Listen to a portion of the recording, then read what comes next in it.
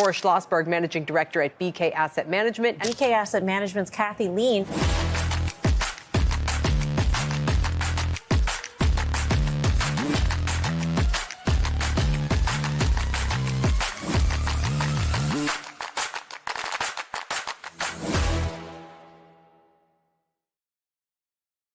Hello. Good morning, everyone. Say hello if you can hear me, see me, or give a thumbs up if everything is working well. Yes, you are here very early, Fred. Hello, Efron, who's in the room. Say hello to me. Good morning, Whitney. How can you get the tune? Yes, it's a custom tune. Boris is a playlist. If you're part of our crew, you'll get access to the playlist if you want. But you know, that's something that we very much enjoy. You put a lot of work into. Good morning, Chrising. Good morning, Miguel. Good morning, Droopy, Peter, Andrew, Blues. Hello, everyone. It is certainly a very, very busy week in the markets. Hold on one second. Let me just adjust my chair. But anyway, good evening from Taiwan. Yes, it's not morning for all of you. It's only morning for me, but it is the beginning of the New York trading day. So it is the beginning of the day for most traders. And as you may know by now, stocks are doing, very well this morning. And we're going to talk about that. We're going to talk about oil. We're going to talk about gold, indices, Forex, all the big events this week. But I hope everyone had a very nice weekend and are ready to go. This is one of those weeks, where there is so much going on. And oftentimes, I'll tell people that, it's very actually all the time. I tell everyone that it's very important to know when to trade and when not to trade. And there are a few events this week where you really shouldn't be trading ahead of, especially if you are trading Forex. Now, if you're trading futures or you're trading indices, gold and oil, the only focus for you that you should be avoiding is the Federal Reserve rate decision. But if you're looking at the Forex market, there are 7 central bank rate decisions this week. So a lot going on. All right, so I'm going to go ahead and I'm going to share with you my screen because whenever we have these central bank trading weeks, I create these central bank tables that basically show you how the country has, the economy has changed from one meeting to the next. And that gives us a really good sense of how to put ourselves into the shoes of the central bank. But let me just ask you one question before I share my screen. Let me know what you're trading so that we can make sure that I cover the outlook for that. And I make sure we look at the charts for that. So please type into the chat what you are trading so that we make sure we don't miss out on talking about what it is that you're trading in the markets. Go ahead and just do that in the chat. And let me know. Okay, NQ, great. What else?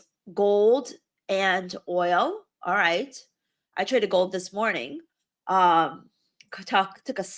too small. It was the right trade, but took too small of a sliver of pips. For those of you that are in my market timing course, I used that strategy that we learned on Saturday and, caught the bottom tick in gold.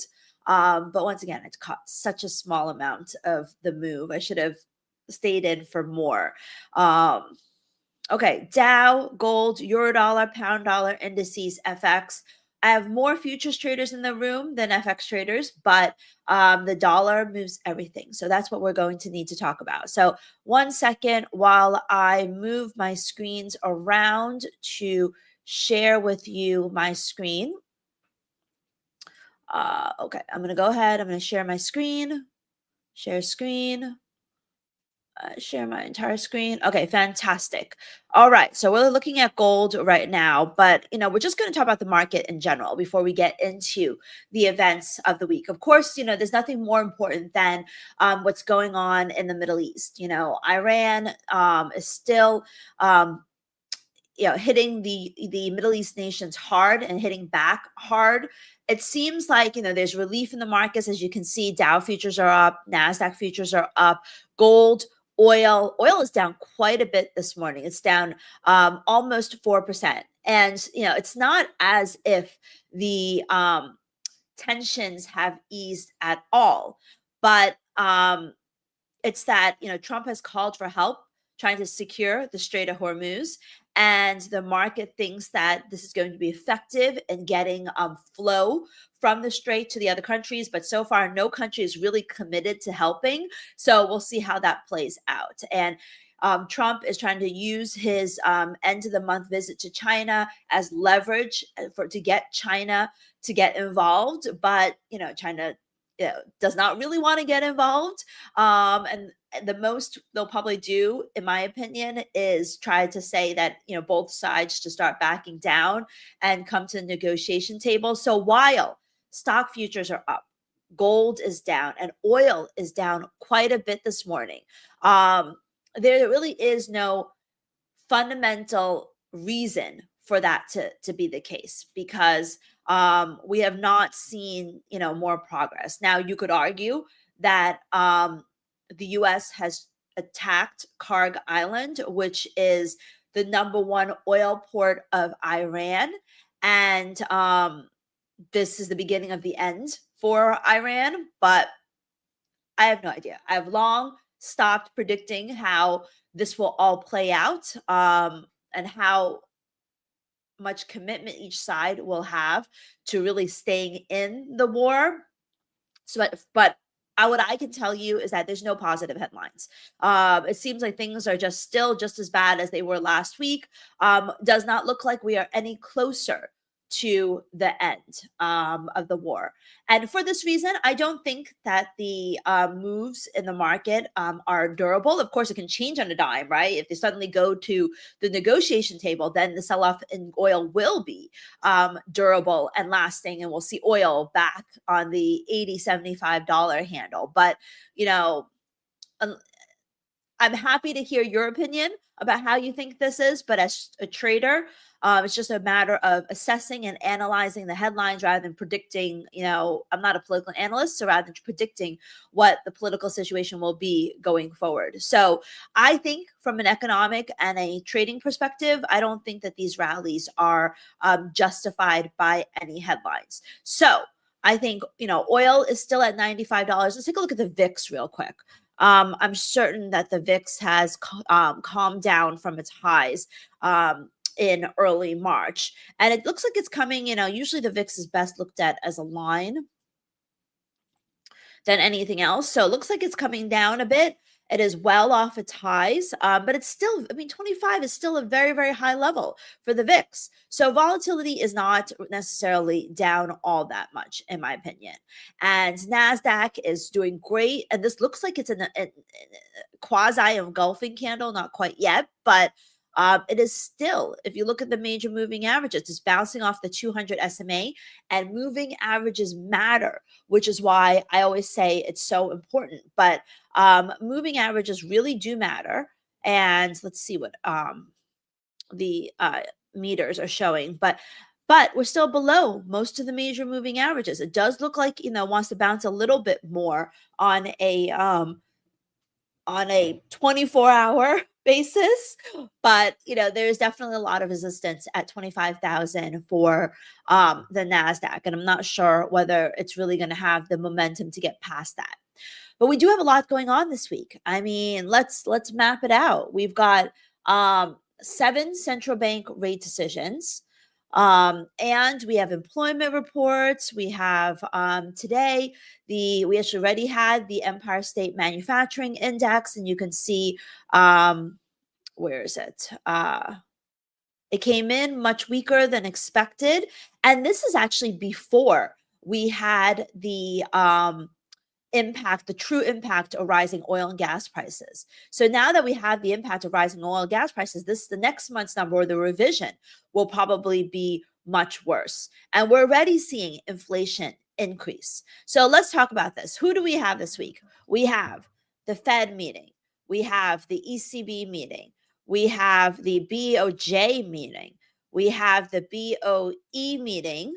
we have the Bank of Canada meeting, we have the RBA meeting, and we have the Swiss National Bank meeting. On top of that, we have AU and UK jobs report. We have the Eurozone and German zoo survey. And then we also just had the release of Canadian inflation data come out this morning. So it is certainly a very, very busy week in the markets. And right now we are risk on, Johnny boy, but we're not necessarily in an environment where the markets are convinced that this risk on is going to last. Okay, taking a look at this. Do you guys think that any of these central banks are going to move on interest rates this week? Take a wild guess. Say yes, no, or list the central bank that you think is actually going to change interest rates. Hey, Kay. So just one quick note on the whole Strait of Hormuz Iran situation, possibility why the market may be starting to see a positive. According to marine traffic, the first non-Iranian tanker transited the Strait of Hormuz with AIS on today. AFMX tanker Karachi, I guess Pakistani tanker, without being targeted by Iran. More to come. So that's maybe one possible reason for why we're seeing a little bit more optimism. I mean, didn't Iran say that they were allowing ships through from non-enemy nations? Yes. I mean, they said that already, right? So it's no less what they say. It's, I think, what matters was what's happening on the ground. If they can see flow through the Strait of Hormuz without any further incidents, might be, that might be the reason. People, the markets are always jumping 10 steps ahead. So that might be the reason for we're a little bit better today. Just wanted to point that out. So it looks like most of you think that we'll have one central bank raising interest, one central bank changing interest rates, and your answer is the RBA. Now, according to the interest rate derivatives, none of the central banks are expected to change interest rates, but the closest is most certainly the RBA, because they raised interest rates back in February, just last month. They raised interest rates, and the market had not been expecting the RBA to raise interest rates again. But the odds have increased. Now, I want to share with you, since you guys, although I have wanted to share the Fed first, but because so many of you guys are talking about the RBA. Where's my RBA one? I think it's this one. Hold on. Let me see. This is the UK. I got my RBA table. I'm just trying to pull it up. Here we are. This is the RBA table. All right. If you were the Reserve Bank of Australia and you were looking, this table, what this table does is it compares how the Australian economy changed from February to today, March 16th, how economic data has changed. And you can see household spending is mixed. I mean, on a monthly basis, it's up. On a year-to-year basis, it's down. Jobs data isn't great, but the last month was really, really hot. I mean, 68,000, and the December numbers were completely blowout. Inflation numbers are lower, but inflation is definitely moving to the upside for every single country. So take that with a grain of salt. Activity PMIs are weaker. So this is part of the reason why the RBA may be reluctant to raise interest rates in March and give a back-to-back interest rate hike. But with that said, though, I do have to say, because I was looking at some of the data this morning, the market is pricing in a 68% chance of an interest rate hike this week. So 68 is pretty high. I mean, it's not 50, it's not 75, but it's a pretty good number. So it's a pretty high number.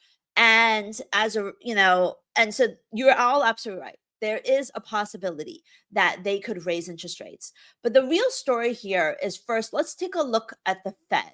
All right. I'm going to pull up my Federal Reserve table. Give me 1 second to find it.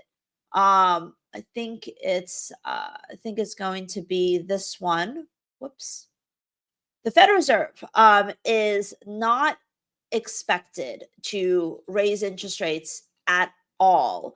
But because they are in a rate cutting regime, which means that the market, I'm going to get rid of this Australia one so I can actually, I don't even know where. All right, here's the US. All right, this is the table comparing This is the table comparing how the US economy changed from the January meeting, which is the last time they met, to March. Taking a look at this, what do you think? Has there been more, is there more green or is there more red? Is there more improvement or is there more deterioration in the US economy? Take a wild guess. What do you see? Do you see more improvement or do you see deterioration? I think most of you will probably say it's about half and half, right? You see probably just as much green as there is red. And, I think that this is quite important because, there's been just as much improvement as there's a deterioration. Like where it counts, though, which is retail sales, which is consumer spending, that's down. Non-farm payrolls, remember, we had a ugly non-farm payrolls report in February. And we actually had downward revisions, major downward revisions the past few months. Inflation is mixed. Housing data is mixed. ISM, which is the activity indicators, are up. But once again, remember, the ISMs do not fully include the impact of oil. So, while it's up, it may not last for long. But, for the most part, it's mixed. And I think, the Federal Reserve has a dual mandate, which is one, make sure inflation stays controlled. Two, make sure we're as much as possible to full employment. And as you can see, the employment part is a huge problem because, a 92,000 job loss in February, they're far away from that. From the full employment perspective, they should be cutting interest rates. But the problem is inflation. Inflation is lower according to February numbers, but everyone knows that with oil prices up as much as they had, inflation is going to be up. And the one thing I want to mention is that every single one of the central banks that are meeting this week, they are expected to be either hawkish or less dovish. Everyone expects that the language that we're going to get from these central banks is worry about inflation. And I want to show you something that's actually quite interesting. And that is what CME Fed Fund futures are showing us. Now, if you ever want to pull up CME Fed Fund futures, you can just Google CME Fed Fund futures. And what this table shows you is what the market is pricing in for interest rate cuts or hikes from the Federal Reserve. So whenever you read on CNBC, Bloomberg, or whatever it is that you look at, and they say the market's pricing in a 100% chance of rates remaining unchanged, this is where it comes from for the Federal Reserve. So the meeting this week is on Wednesday, March 18th. That's my husband's birthday. It says that interest rates are currently at 3.5 to 3.75%. So down here, 3.5 to 3.75%. So the market expects that there's a 99, pretty much 100% chance that there's not going to be an interest rate cut this week. But where things really changed was back, if you look at December. December really, really changed. If we go down here, you can see right now, remember, we're at 3.5 to 3.75%. So the market is pricing in now. Let's take a look at this. We're over here. We're 3.5 to 3.75%. What's astounding is that the market thinks that there's a 40 plus 30 is 70, a 70% chance that we will only have one interest rate cut this year. That interest rates by the end of December will still be at 3.75% and 3.5%. This changed significantly from just a month ago. The big numbers were bunched over here, right? It was like 30 plus 30 is 60. The market was pricing in somewhere between 2 to 3 interest rate cuts over here. And so now they're only pricing in one and only 70% chance of one, which kind of suggests that they think there could be an interest rate hike at the end of the year, which I don't think is likely, but it shows you how much things have shifted. And it shows you, how significant those changes were and why. Part of the reason why the dollar's bid, part of the reason why, U.S. Treasury yields have come up so much in the month of March, because the language from the Fed hasn't shifted quite yet. But they do expect at this month's meeting, the language from the Fed is going to shift to less dovishness. speaking of the Federal Reserve, let's just pull up the Federal Reserve FOMC for a minute. This is one of those meetings where we have an asterisk. Who knows what an asterisk means? Type into the chat box if you know what the asterisk means. There's only the March meeting, the June meeting, September meeting, and December meetings have asterisks. 4 times a year, we have an asterisk. Anybody have any idea why we have an asterisk? If you don't, it's okay. Yes, just as Ben said, this is one of those very special meetings where we get a lot more information. It's not like the January meeting where we just have the Federal Reserve rate decision. This time we get the Federal Reserve rate decision, we get the dot plot, and we get the economic projections, which should include their inflation projections. And of course, we get the Federal Reserve rate decision along with Powell's press conference. So, we get a lot from this meeting. Now, who doesn't know what the dot plot is? I'm assuming that every single one of you knows what the dot plot is.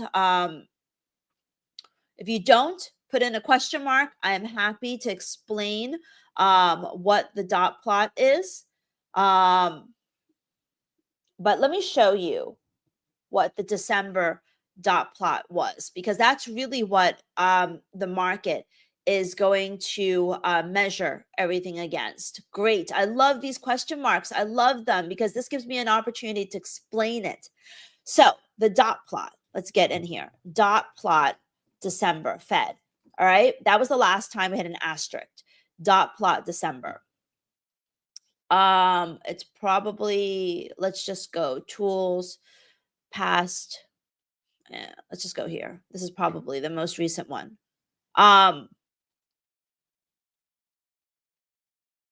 Okay, here we go.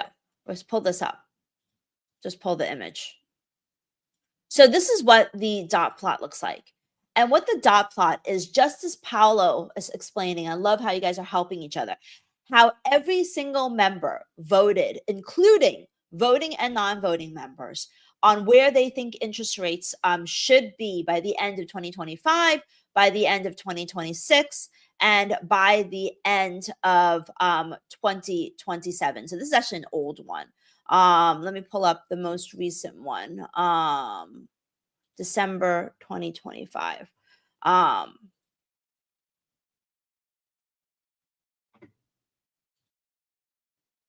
Where is this? Okay, here, December dot plot from Fidelity. All right. Oh, so annoying, so small. Anyway, it shows you where central banks think interest rates will be. Now, let's remember, interest rates right now are 3.5 to 3.75%. So if we go to the dot plot, where is it? 3.5, 3.75%. It's pretty much where this cluster is over here. So you can see that the market is only pricing in 2026, so that was 2025, is only pricing in 2026. The cluster is around 3 and like 3.75. The market primarily specs only, most of the Federal Reserve presidents are only looking for one interest rate cut this year. So when we go into this week's Federal Reserve meeting, the question will be, how has this changed? Has this moved to 2? If it's moved to 2, then we're going to see quite a bit of sell-off in the US dollar, rally in stocks, rally in gold. It's going to be very, very positive. If it stays where it is, I think that the market's going to, even though it's going to be in line with expectations, I think the market's going to be interpreted as dollar negative because they're going to be disappointed by the fact that the Fed admits they'll only get one rate cut this year. If we start to get more clustering up the top, if more is like this, I mean, we're not going to get all these dots, but we get more going up and all these dots start going up, then that's going to be very positive for stocks. And it's very positive for the dollar, which is going to be bearish for stocks and bearish for gold. So let's just map this out here, right? So you know the game plan. So for the FOMC rate decision, for the Fed meeting, The most important will be the dot plot, right? Because we already know they're going to keep interest rates unchanged. We already know that economic projections will probably be for slightly weaker growth, slightly stronger inflation. I don't think any of that is going to be a surprise. And then Powell, his comments will be kind of interesting. I definitely think that there's going to be something coming out of there that could be market moving. But the dot plot will really be key. Now, I have to be honest. I think that with the dot plot, the market kind of expects that it's either going to be unchanged and only showing one rate cut in 2026, but it could move a little bit. If we get 2 rate cuts, then that's going to be positive for stocks, negative for dollar, positive for stocks and gold, and negative for the dollar. If we get 1 rate cut in 2026, I think the market will be disappointed, so that we could see a little bit of a sell-off in stocks and gold, and maybe a temporary rise in the dollar. And then if we get 1 rate cut but more dots to 0, which is what the CME Fed Fund futures shows, then we'll get a more sustainable sell-off in stocks, in gold, and rally in the US dollar. So this is the game plan for trading the FOMC rate decision, which is that this is what you need to be looking for when it comes to the dot plot. And that will be the most important aspect of the Federal Reserve interest rate decision. And I'm not expecting big moves in the market unless, of course, there's a big headline related to the Iran war, until we see what the dot plot shows. Now, of course, you know that the Federal Reserve is not the only central bank meeting. But before we get to that, let's just look quickly at where stocks are. So as I said, it's bounced off the 200 SMA. That's why moving averages matter. I love moving averages. I love looking at moving averages. I'm sharing this moving average with you because it shows you it's no coincidence that it's bouncing off of the moving average. It's bouncing off the moving average, but it's also, showing a little bit of support there. So stocks, NASDAQ looks like, it's still under some of the key moving averages.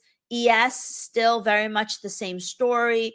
Dow futures, still very much the same story. So even though we're rallying today, overall it suggests that the downtrend still remains intact. And then as for gold, gold is pulling back a little bit, but there's support at right around 49,040, which is the 50 SMA. You can see it's trending positive a little bit on the shorter term charts. I think we may see a little bit more of a rally. I did buy gold this morning, caught a little bit of the move on the back of my strategy along with the SMA meter. And then the dollar. If we just look at dollar yen, dollar is down across the board just because we have a little bit of easing of safe haven flows, but the dollar is down across the board. But I think, there's probably more upside than downside, but it really, this is going to be a tricky week for trading. Now, aside from the Federal Reserve, we already talked about the RBA, and we talked about how the Reserve Bank of Australia is the only one that could raise interest rates. We also have the ECB meeting. The ECB meeting is huge. The ECB meeting, we have a situation where the central bank is not expected to do anything with interest rates, but they are thinking about rate hikes this year. And I think we will very likely hear hawkish comments from the ECB president. The market is pricing in, it went from pricing in a 55% chance of a cut this year back in December to now 40 basis points of tightening. So the market that means almost 2 interest rate hikes they're looking for the ECB to do this year. Now, it's not going to come in March, certainly not, because there's going to be some pain before there is recovery. But German retail sales have been weaker. When we get the zoo survey this week, it's probably going to be ugly because the zoo is going to reflect the increase in gas prices and oil prices and all and the Middle East tensions and the uncertainty. But labor market conditions haven't been bad. Inflation is definitely going up. That's definitely a problem. PMIs, are going to be mixed. And so the ECB, they need to be thinking about raising interest rates, but definitely reluctantly, because they're going to see a bit of deterioration in data due to the increase in energy costs. But the market is looking for hawkishness from the ECB. So the euro could outperform some of the other major currencies. Like, for example, we've got a Bank of Canada rate decision this week, and euro CAD is deeply oversold, but showing a little bit signs of stabilization. And the Bank of Canada, there's a lot going wrong in Canada. Even though oil prices are up, it's supposed to be good for Canada. Domestically, they seem to be more sensitive and correlated with what's going on in the US. And so as a result, I think that, that's going to be more problematic than anything else. We had ugly employment data from Canada on Friday. We also have retail sales later this week. That's probably not going to be good. So overall, mostly red. And so, the BOC was dovish. They're probably going to be slightly less dovish, but they're probably still going to be dovish. So something like EuroCAD, I like very much to the upside for this week. So that's a trade that I'm going to be looking for on a fundamental and technical basis if it sets up on my zip. I mean, we can see whether or not how it looks like on the zip. I don't think it's above the indicator line, which is good. But we need the background to turn red for the zip for me to buy EuroCAD. But it's starting to look pretty good, in my opinion. So that's the Bank of Canada rate decision. We also have two others, BOE, BOJ, Bank of England. So Bank of England rate decision, you guys can also see here that it's mostly a sea of red for the UK. Yes, retail sales has improved a little bit, but jobs data is very weak. Inflation, is weaker, but will have increased. Housing market, not so great. Manufacturing activity, not so great. Before the war, the market was, believe it or not, before the war, which really wasn't, it was a month ago, the market was pricing in 2 interest rate cuts by the Bank of England this year. And now it's pricing in no interest rate cuts and a 65% chance of a hike. This is a consistent theme that we're seeing across all of the central banks, which is that they're going to go from rate cuts to rate hikes. And so that is going to be a story for the BOE as well. Now, they're going to be cautious about the economy. They're going to be cautious about everything, but we think that we're going to hear a bit more less dovishness from the BOE. And then comes the BOJ. Sorry, let me get rid of this US table. Where's my BOJ table? That's Canada. Let me see if I can find my BOJ. Give me 1 second while I look for it. Some of you guys are asking me about updating my day trading and swing trading book, fundamentals book. I am not doing it, but I don't think people really have as much patience to read anymore. So, I have a fundamental trading course that I'll share the link with later on while Boris talks. And so I think that, most people are much more interested in watching videos and seeing live lessons than in taking, fundamentals, than reading a book. So, I've turned to really just doing video courses instead of writing a book. Hold on, I can't seem to find my BOJ. Let me just, you know what? I remember. I didn't do a BOJ. I didn't do a BOJ because the Bank of Japan is not expected to change interest rates at all. But they are still in a rate hike regime, which means that the market still thinks that the Bank of Japan could potentially raise interest rates. The increase in energy costs will make them more willing to raise interest rates. So I think we may get a little bit of hawkishness from the BOJ, but as you and I both know, or all of you know, it's all about the dollar. The yen's going to move in the dollar unless the Japanese come in and intervene or something like that. So when the week where we have the FOMC and the Bank of Japan meeting, it's really going to be about the FOMC and the dollar. That's going to be much, much more important. So while the BOJ is interesting, I don't think it's going to be as market moving. I do think it looks like Dalian is very overbought, but from a dollar perspective, I think it could move further to the upside. But I think I'm much more interested in buying Euro Yen, for example, stopped right at the 100 SMA, which is really important support. Dollar Yen's overstretched. You got to be a little bit careful about that. So you got to pick your battles this week and make sure you be careful with all of the trades. So that's basically all of the economic, all the central bank rate decisions. We do have other stuff. Chinese data was great, which is why Aussie and Kiwi are on a tear, even though Kiwi PMIs are weaker. CAS CPI numbers were softer. Later on this week, we also have German zoo survey tomorrow, which I think is going to be, look, the market's looking for a really, really ugly number from 58.3 to 38.9. And I think it will be ugly. And I think Euro could be hurt tomorrow before the ECB rate decision on Thursday. Wednesday, we have Bank of Canada, Federal Reserve. That's going to be a huge trading day. And then Wednesday night, we have the Australian rate decision, Bank of Japan rate decision. And then because Australia had such good numbers before, I think we're going to have weaker numbers, especially since the PMIs were a little softer. And then we have UK jobs report. That is also going to be very market moving. SMB, Philly Fed, ECB, and then Friday will almost be quiet because we only have Canadian retail sales data. So the bulk of everything will be Wednesday, and Thursday, basically, are the key days that are going to be nutty.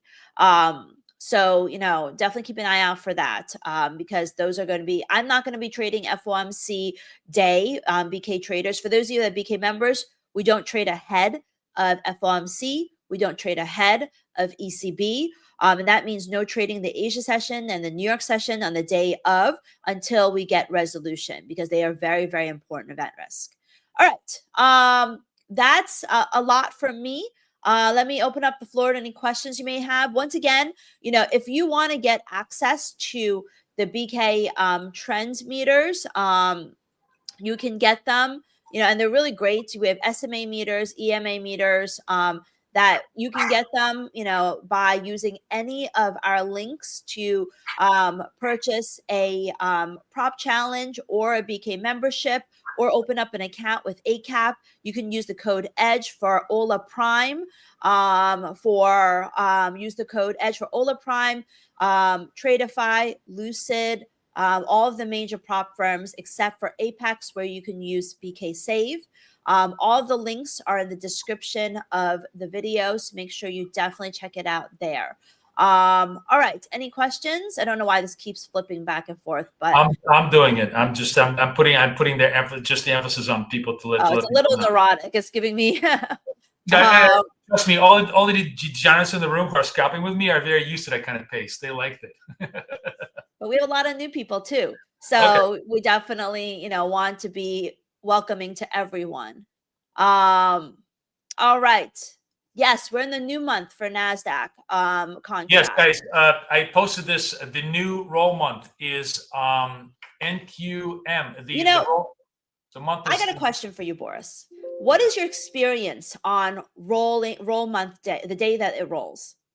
Is trading any different? I don't think it's the same. Different. I don't think it's. I mean, So the way this works in futures is the actual termination of the March contract will be this Friday. Okay, the roll unofficially or sort of by convention happens on last Thursday, Friday. That means everybody starts trading the front month, which is the most liquid month, which is now going to be June, as of last Thursday, Friday, which is why it's very, very important to update your quotes to the June month, because what happens is if you're trading the March month, the last month, the spreads are going to be wider, liquidity much thinner. It's still going to trail one another. It's not like there's any material difference in price, but just execution is going to be much worse. All the volume now is in the front month. The front month is future speak for the most liquid month, and that's in June. So that's the most important part is just to make sure you update every 3 months. And platforms like Tradeivate actually ought to do that automatically for you. Wealth Charts does the same thing automatically for you, so it makes it a lot easier. But don't forget, make sure you're trading the M month now in future. But you don't think it impacts, it doesn't increase a little bit more volatility in the index or not? It could be yes, it could be no. It might, it's very hard to tell, but it might. It all depends on the thing about this. Remember, is there are large hedging positions in each month, right? So maybe if somebody is very large in March, and especially given the volatility we've had over the last couple of weeks because of the Iran situation, they need to close those positions, roll them into June. And whenever there is what's called a non-price sensitive buyer or seller, it means somebody who has to do something not out of need rather than out of desire, they're going to transact at whatever prices are given to them. And that always creates, obviously, lots of directional flow. So for us, it's great. If we can get more volatility, that's what we live on volatility. We die on flat markets. So for us, it's nothing but positive. But generally, that's how it works logistically in all those months. So there's actually some other questions. Can we hold still? Are we still on? Okay, no, sorry, this one.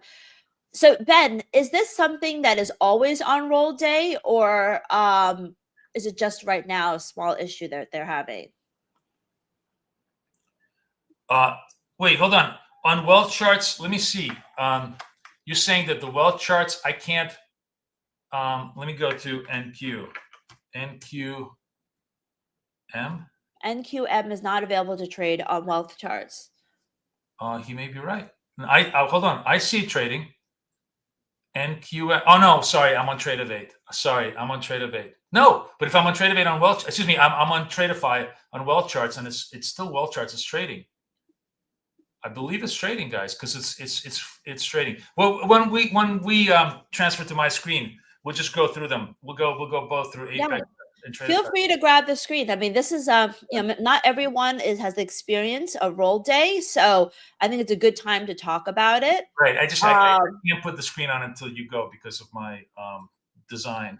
So okay. So thank you all for joining me today. And remember, you can get the BK trend meters. You can get access to our playlist, all the fun stuff that we do with the edge code on Ella Prime, and all the other prop firms, Lucid, Tradeify, Top One, anyone you trade with, except for Apex, where our code is BK Save. So go ahead and go with that. All the prop firms offering very, very competitive deals now. There's lots of value depending on what you want to do. I'm happy to discuss that with you guys if you want to ask me any questions in the room about what type of product you should choose depending on where you're at. And we're going to be trading a lot more different prop firms products with you guys to just give you a feel. There's a new platform called TradeC, which I'm going to showcase in the Asia session. Very, very interesting platform. There's a couple of new platforms that are coming out that just really all over the place that I have tested. So there's a lot, for the retail trader, there's an abundance of riches here for us to choose from. But of course, our mainstay is going to be wealth charts and Tradeovate. Those are the two big platforms that everybody's trading now. Okay. Thank you so much. Right. I will see you all in the week. Have a great one. Thank you, guys. Okay. Thanks, Kay. All right. Good morning, everybody. How's everybody doing? Hold on a second. Get out. Say hi to me.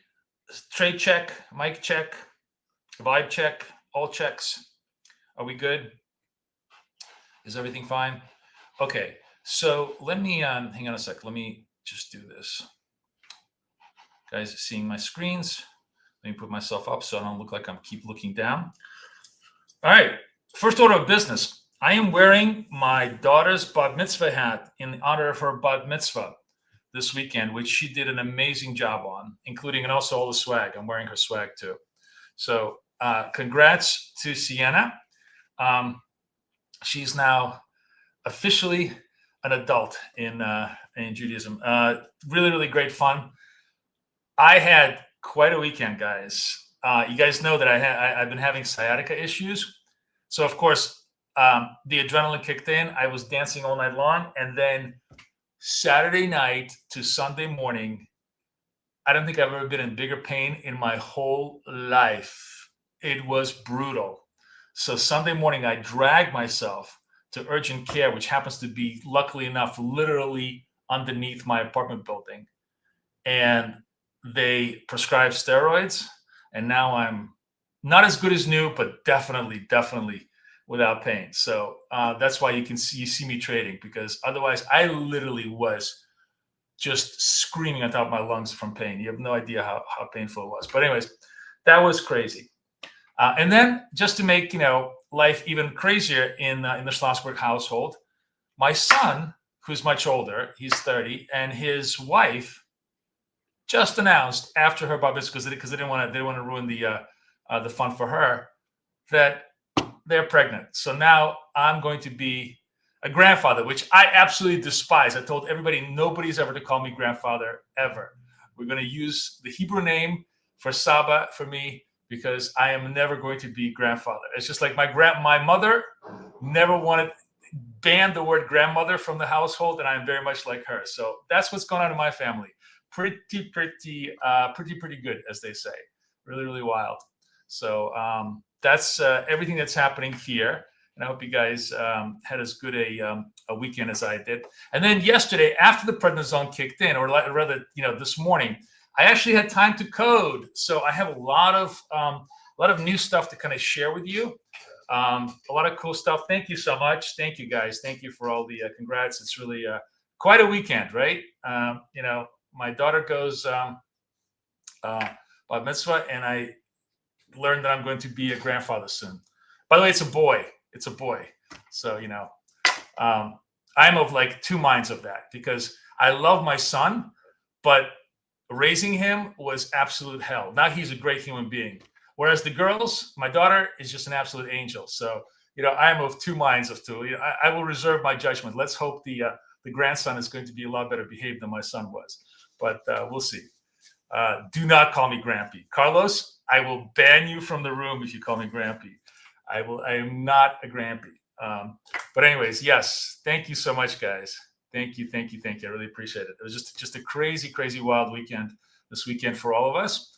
And now, I think we're going to have a great week ahead. I was just thinking, Wednesday, we got an insane day. I think we're going to do 2 double headers of live trading. We're going to do like an 8 to 12 PPI trade. And then, of course, we're going to do the 2 to 4 Fed FOMC trade. We're just going to do 2, major double header.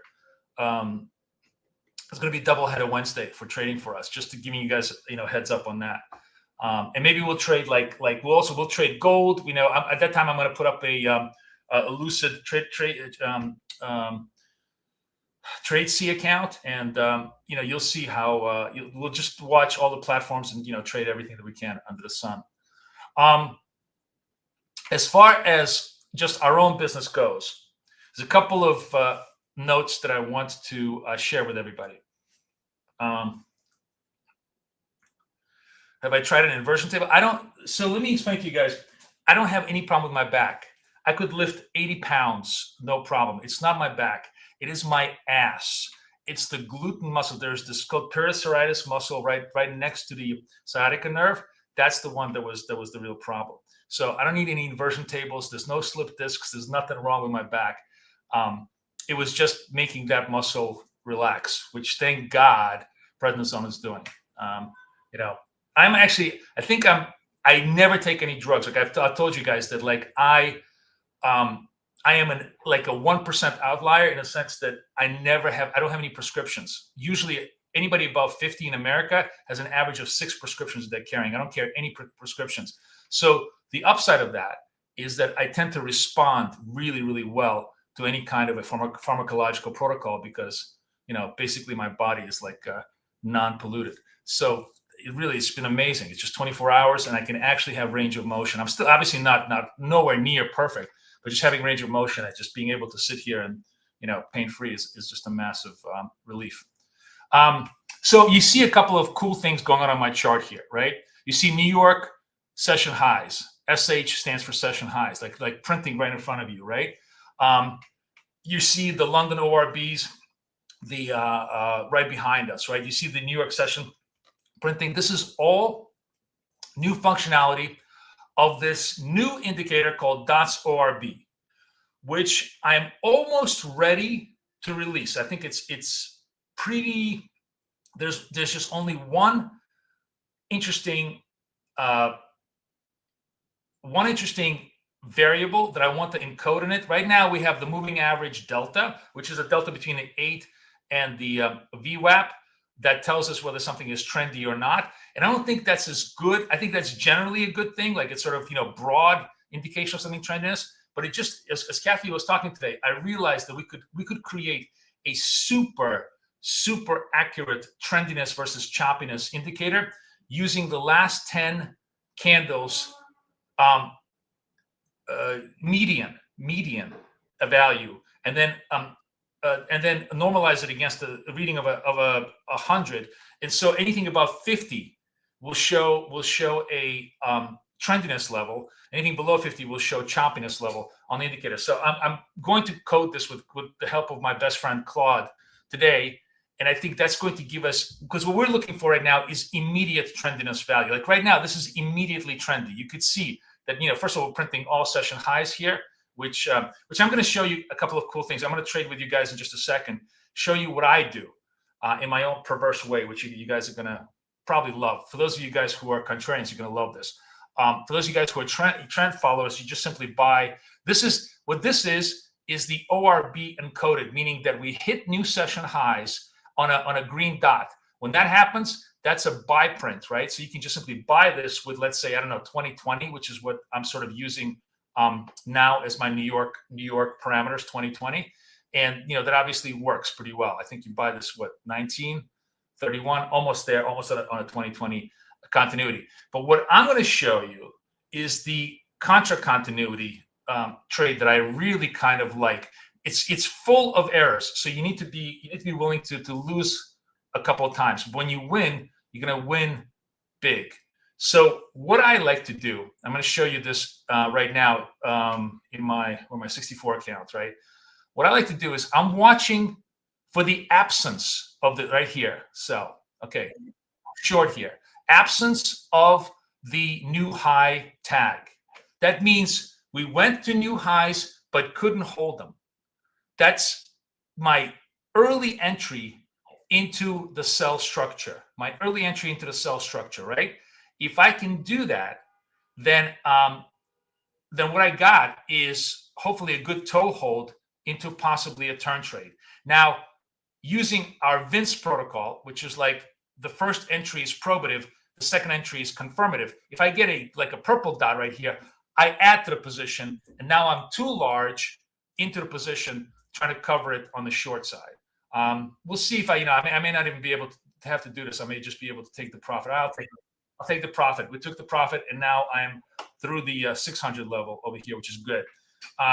So this is a very, very cool way, I think, of using ORB session high, session lows to our full advantage. This was a perfect fade trade. This really executed it exactly like I wanted.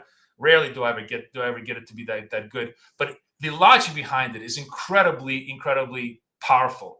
Remember, you're making fresh highs. Eventually, everything atrophies, right? Entropy is the state of the universe. So everything runs out of energy, and you're just trying to catch the moment where the energy dissipates, and boom, you're taking it back. You're going the other way. The labels are fuzzy. Okay, hold on a second. Everybody says fuzzy. You guys having a hard time? Let's increase the labels. Hold on. Not a biggie. Everything is programmed.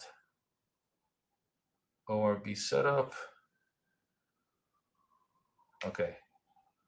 Tell me if this is better. Is this clearer? I can go extra large. Give me a thumbs up if you guys are seeing New York session highs. Is that better?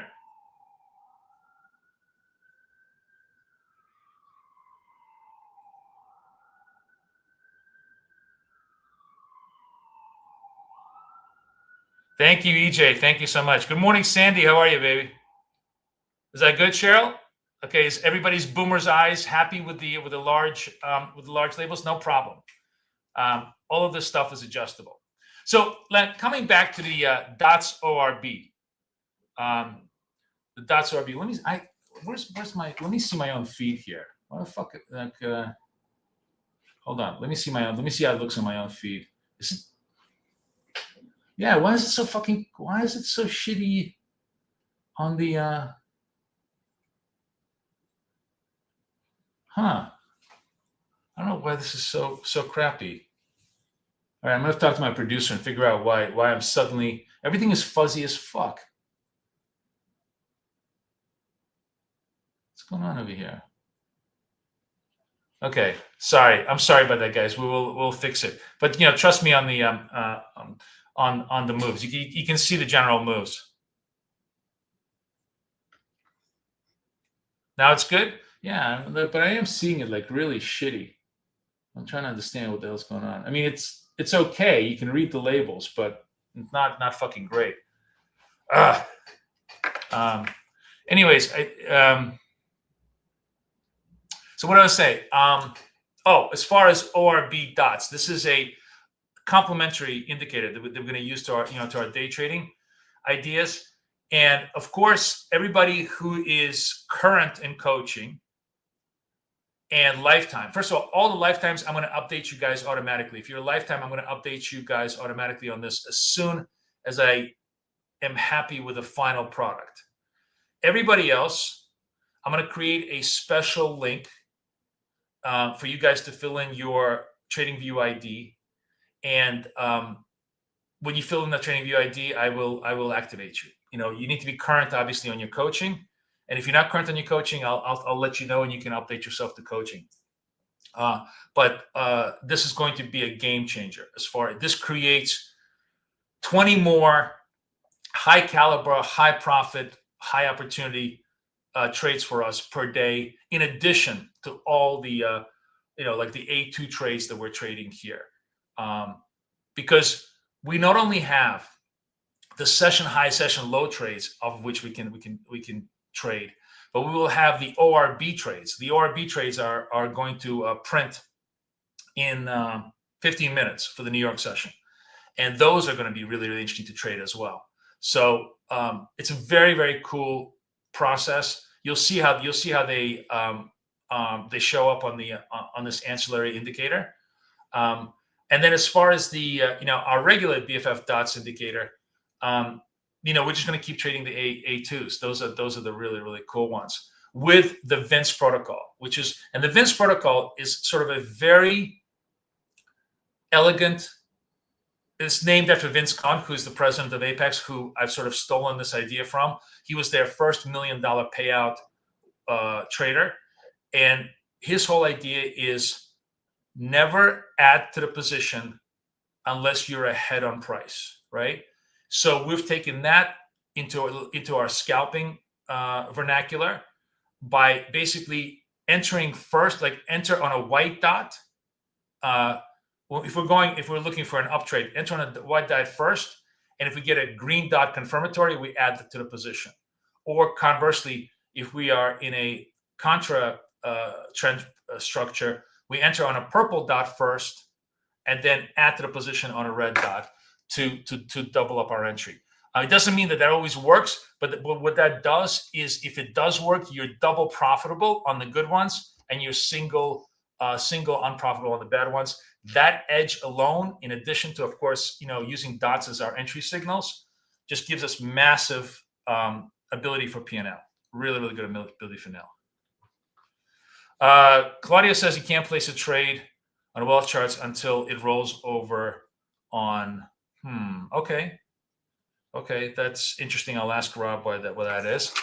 So we will, we'll trade trade of 8 for now, and then I'll ask him, why the rollover takes, because this is the most liquid month now. It's the front month. That's what we're trading here, and we'll be doing that. So questions, fire away, guys. There's a lot of people in the room. Anybody new? And of course, just like I have the dots playbook, we will have the dots ORB playbook. For those of you who are interested in the dots playbook, just basically to understand what the fuck is it that we do every single day and how we do it. Here's the link for you. Totally free. It explains the whole indicator, all the structure, everything else. If you want the indicator, you got to be part of my coaching, which is right here. Okay, here's the link for my coaching.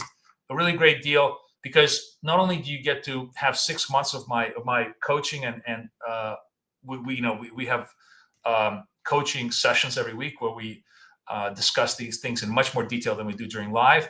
But I'm going to give you a $97 credit with the purchase. So you can use that to buy any of our partner prop accounts. You could, it's amazing deal because you probably could get at least 2 prop accounts in Lucid for free, full-on prop accounts in Lucid for free, and probably 3 or 4 of them in Apex.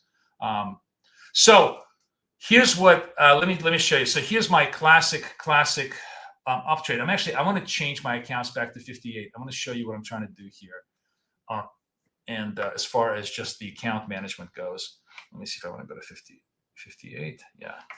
Okay. So 22 seconds left. Assuming this white dot holds, and assuming I have a green slope. Holy shit! This is going to session highs. Holy fuck! Look at this trade. We started at like 600 in Asia session today. We're up 300 points today. Jesus, I love the longs. I was laughing. I was just thinking that. So I'm long this. If it works, great. If it doesn't work, we get stopped out. No biggie, small stop. The idea here is, this is a massive trade. This is always the risk that I take when I have a huge candle. When you have a huge candle, it can retrace all the way against me and still be an incredibly good buy. And there's always this tug of war. Well, should I make my stop much bigger and hang in the trade, or do I just eat the stop and wait for the next opportunity? And I've made a cold, hard decision that I'm going to eat the stop and wait for the next opportunity, because I'm going to trade essentially with the same stop on every single trade, because I want to have a consistency of effort and consistency of structure, so that in the long run, the law of large numbers plays out in my hand. Because if you trade every single trade differently, you can't really have a statistically consistent approach to what you're doing. And therefore, the greater the deviation from your plan, the less statistically accurate the less you can trust your structure, and it's much more becomes really an art than a science. And it's always both an art and a science, but it's got to be at least a little bit of science if you want to do this, and that requires you to stay consistent. So now, if this trade doesn't go to target, it just hangs here but holds a green dot, I will add the second position to give myself the opportunity to be double long in what is obviously shaping up to be a pretty good structure here. We'll see.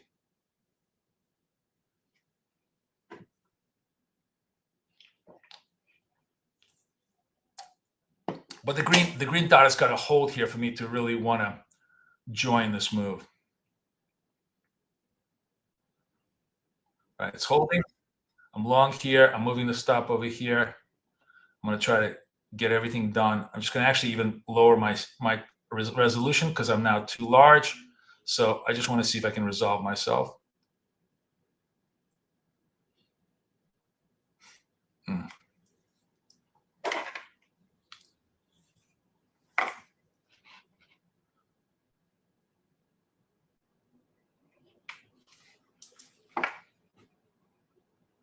And sometimes that doesn't work. And, it just doesn't extend enough. And that's fine too. That's all part of the process. And you just have to, eat those losses and try again. Right. Now, here's what's interesting. This actually gives me a really interesting opportunity for the short side, which is what I'm going to do. Because remember, this is New York high, and this failed the New York high, right? 5 seconds, I'm going to short this. And it turned to, the buying the session high, kind of went against it. If I get a secondary sell signal, if I get a candle that's red, I'm going to add to this position. If it buffs back up, it's fine. Part of this approach is that you have to anticipate 2 or 3 losses before you can really, really start printing those winners. But remember, if I'm going to lose, it's going to be losing on 1, and for the most part, and winning on 2 for the most part. So it's a little painful, but we keep going. So this is secondary red. I'm going to add to this position if it stays red here, because it's a confirmatory candle to more downside. Nope, it's not.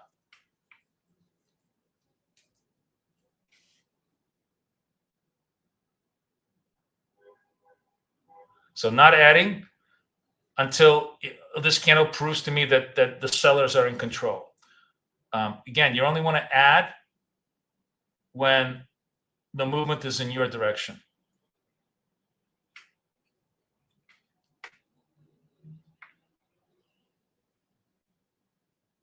We changed to June. We're trading M's. We're trading NQMs. June contract. June. Where's my oh shit. Where's this? June contract. June.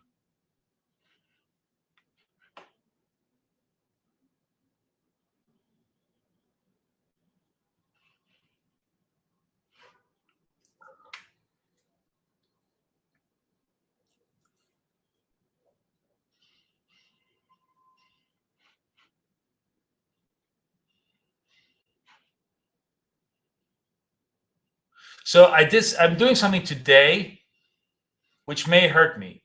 And we'll see if it continues to hurt me, I'll have to go back to what we were doing on Friday, which was a little more successful. I'm doing even money trades. I'm doing 80-80 trades instead of 80-60 trades. Basically, on the assumption that when things work, I'm going to make up the losses. But as always, the market doesn't give you $2 bills for $1 payment.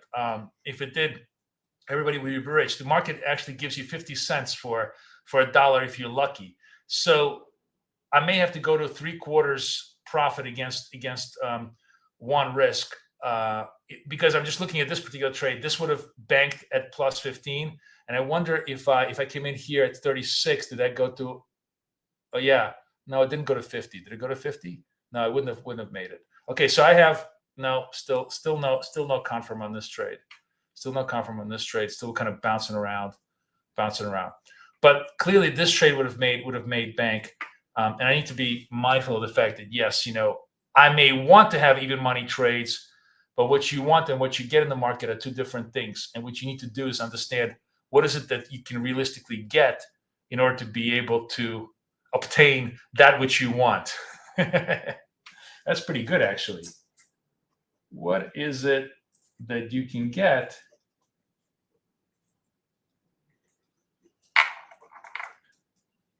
Okay, so we are now. I have a confirmatory signal. 8 seconds left.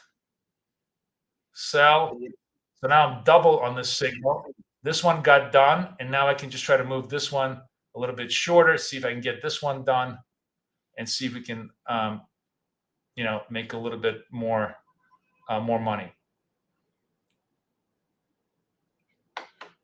No, I don't look at higher time frames. Because they have zero. I've said this before, and a lot of people have quoted me on this because they sort of really like this. But you can get, what is it that you want in order to get what you want? Okay. Here's how I look at the market. Okay, I use the weather as a metaphor. If I said to you, what's the weather going to be like in the next minute? You would have like a 90% confidence, maybe even 99% confidence. This isn't to say that that's the exact same thing in the market, but it's just an analogy of what things will be like in the next minute, because you really have a lot of confidence. It's much easier to predict the market, to predict the weather than it is to predict the market one minute forward, right?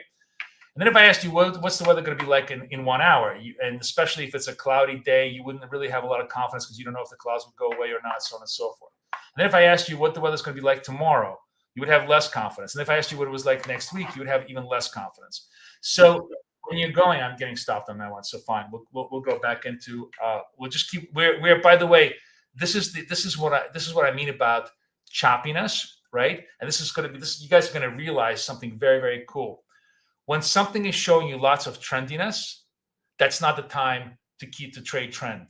This is the time to trade trend, because after trendiness always comes choppiness, and only out of choppiness do you get trendiness. It's a completely non-intuitive idea. You don't trade trend in trend, you trade trend in choppiness. It's just a question of figuring out how long choppiness, how deep of a choppiness we have, because that's the greatest possibility for trend. When you're starting trend, yes, but when you are like been in trend, you have high trend, it's almost always a period of choppiness, then you get trend, right? The question now is, which way do we have trend, down or up? So anyways, going back to scalping, the idea is that if you trade on a 1 minute chart, what happens on a 5 minute chart or 1 hour chart is utterly immaterial, because people are looking forward, not backwards. Okay. If I'm looking for major area supports, the only things we care about are session highs and ORB highs, and those are shown to us on the chart. So we do have, in a way, yes, I'm looking at longer term support and resistance through the session high, session lows, but those are the only ones that really matter. The edge is at the edge, as we always like to say. All right, this fucker's going back down again, so I'm going to sell again. And again, let's see if I can get a confirmatory move here. Again, what's happening, which is a little bit frustrating, but it is what it is tight stops are chopping me out, and because we're in a kind of a choppy condition.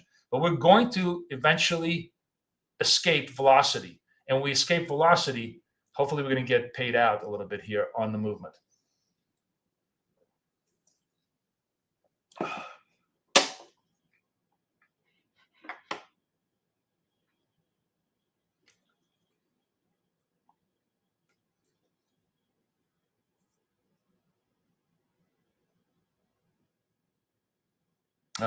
We're really, it's green dot, white dot. It's green, white dot, choppy structure.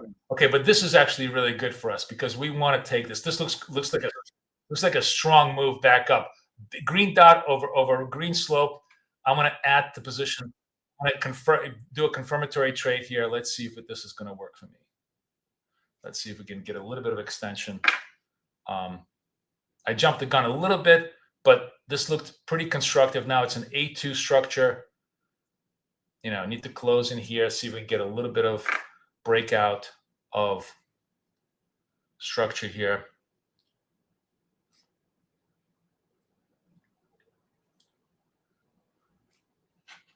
Organize my 947.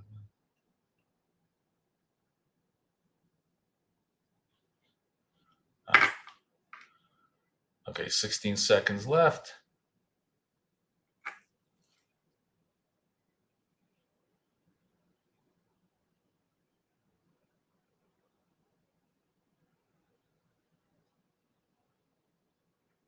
White dot, green dot structure with a Vince construction, and we're done. And and just like that, we recovered all of our losses, and now heading towards that 26,000. Now, if you look at my accounts, what am I trying to do with my funded accounts? I have 3 at 26. I'm trying to get this one to 26. And basically, my structure of trying to move these accounts towards payout and target is to do it in kind of like $500 blocks. If I can get this to 26 today, we're going to work on this account and try to. This one is already at 500, so this one this is going to be the next target. Take it 26, and this one will be target. We take it 25.5. Small steps, baby steps.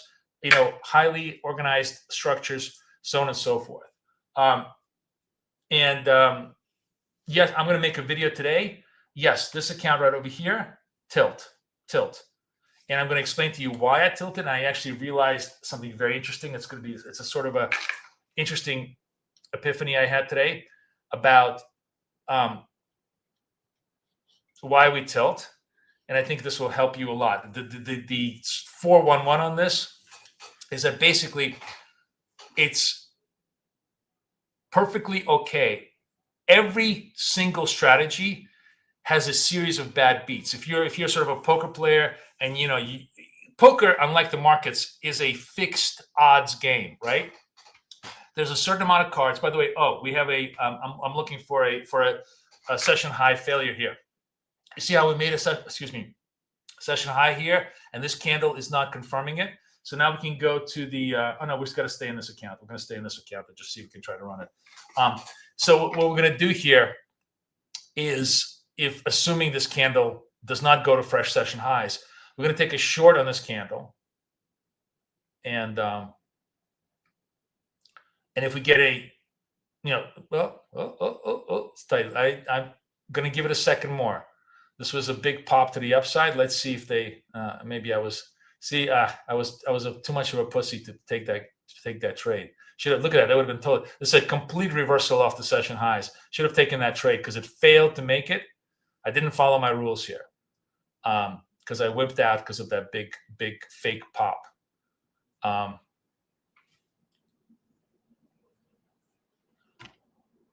Okay, here's rule 1. Don't be a pussy with your process, but be a total pussy with your size. That's the number 1, the number 2 rules of the game. And what happens very often is that we do the exact opposite. We are wimps when it comes to following the process, and we are idiots when it comes to size. So if you stick to those 2 rules of not being a wimp on your process, but being a total wimp on your size, very unlikely that you will blow accounts. But if you do the opposite, which is what we all do, almost a guarantee,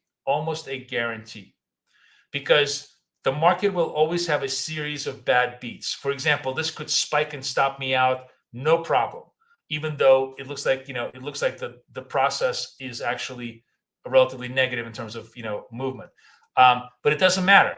The point is that if you stick to your size instead of going parabolic, you can let the law of large numbers keep you in the game.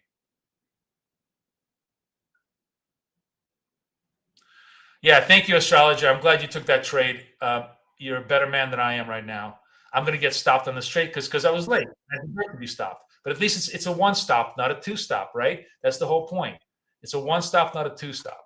And now I'm going to look for I really need like a dot trade in order for me to get comfortable to be short here.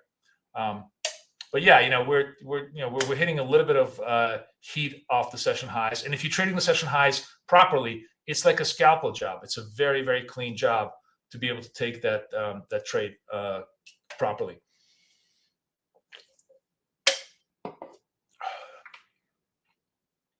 I'm so correct. Yes. It comes from bigger pain than I felt this weekend off of my sciatica issues. But we all do it. All right, we get a white dot. That's a decent, not a great, but a decent signal. If this holds, assuming it holds, that we could run the highs. So I want to be long this thing. I want to be long this thing if it holds the white dot, and it doesn't. So we just we're flat, and I'm not touching my process. It doesn't matter if it goes to all-time highs or it doesn't go to all-time highs, so on and so forth.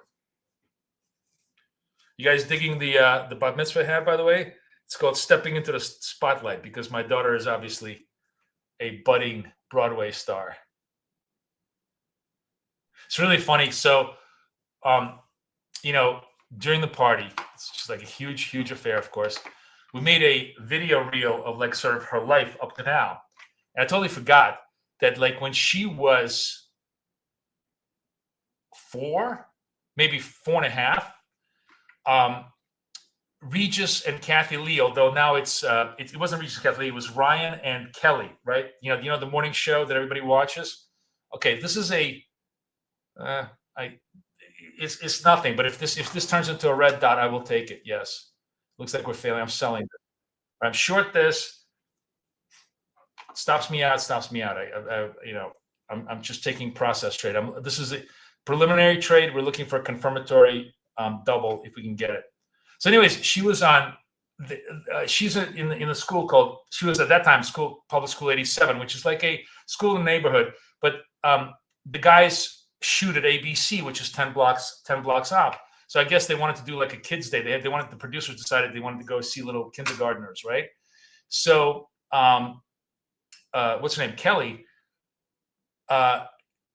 picked her to talk on the mic, right? And I had no idea they were going to pick her, but like they picked her, and she's like 3 or 4 years old, and Kelly's like, "Would you like to sing us a song?" And she's playing with her, and she starts singing like A, B, C, D, like right on pitch. And like everybody loves it, and the whole audience cracks up. And Ryan goes, that girl is going to go to Hollywood. And it was like, that was just the funniest cut of the whole video, because hopefully that's, oh shit, I've got to sell this. We double up. Now we're selling double because we got the second confirmatory move. Let's see if this comes down. Maybe we'll move all of this up. Just at this point, I want to resolve some trades. So just funny, because no idea at that time that she really was going to like performance, but she absolutely loves it. All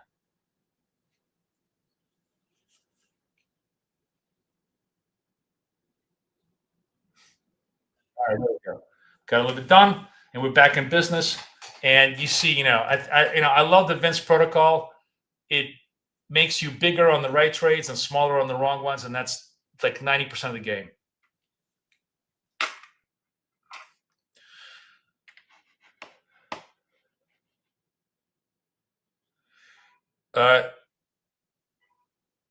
To be or not to be? Apex does not allow EA trading. No, my friend, no.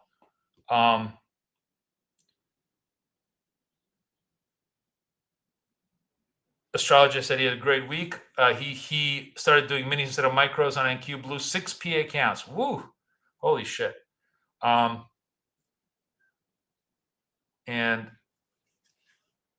you funded 11 accounts. Good for you. Good for you. So I saw something which I'm going to tweet about it later. I thought this is a really good trick for those of you guys who are trading with Lucid. All right, see, we get a big discount with Lucid. Make sure it's 50% off on Edge. So Lucid, really interesting model. Their whole model is like you just buy the account and there's no other fees, which is like, with Apex, it's a cheap entry, but then you got to pay. Let's go buy. Okay, let's see if we can get buy. All right, let's see if I get buy. White dot trying to run for the session highs. Let's see if we can make the session highs. If we get a secondary dot, we'll confirm it. So anyways, with Lucid, like I said, they wait, hold on. Why is the oh, I know why. I'm sorry, guys. Let me set up the ORB. The ORB line's not showing up because I need to adjust it to Chicago time. Hang tight. That's all has to be adjusted to Chicago time.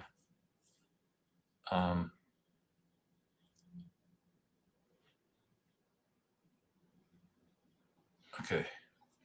Right. So you see the ORB line's not showing up on the screen too. The green is the opening range break on the upside. The red is to the downside. We did have oh shit, I'm late. I'm sorry. Oh no, am I long two? I'm long one. Fuck, sorry, I'm long one. All right, let's try be long two. And then we just try to resolve it here. Just maybe we'll move it up a little bit here. See if we can get it done. A little bit late. As always, when I'm yapping, it's so now we're trying to break the ORB to the upside, which is the opening range break, and you'll see some signals coming up if we do that. Come on. There we go.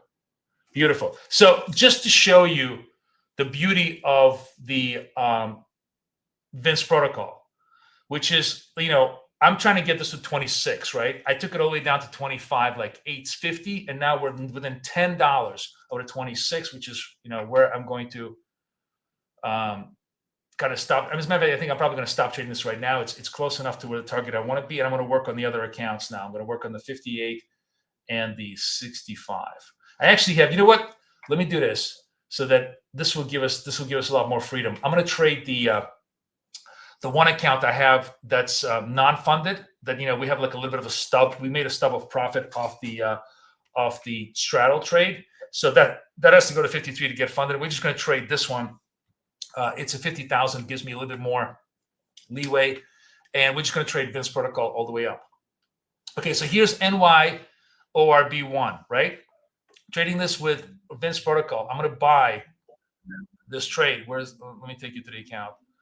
And if I get the second trade, the proper trade to trade this is, if you want to do a single trade, is you need a secondary confirmation. You do NY ORB1. When it comes into the second NYORB2, then you have a true opening range break, and it's very likely it's going to go higher. I'm sort of front running this idea by going, coming in on the first signal. And if this signal, let's see how this signal expands. Let me get it bigger. See, it says NYORB2. That's giving us a strong signal that if it holds, obviously, that there will be more movement to the upside. We broke the opening range to the upside, and it's really, hopefully holding. 24, 25 seconds left.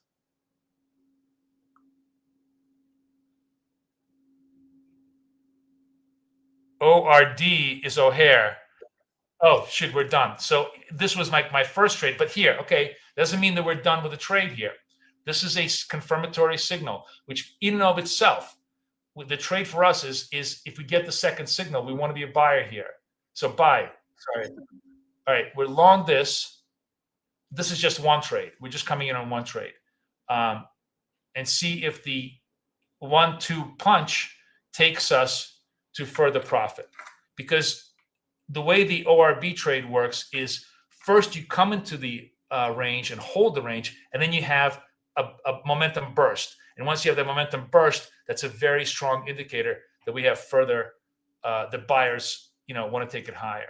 They broke the range, right? And obviously right now there's a lot of confluence with the session highs as well, because it's all the first hour. So there's all these things leveled up. And the thing that's interesting here is maybe this works, maybe it doesn't right now, but it almost seems like it's going to work sometime today because we've got the 25,000 in view. And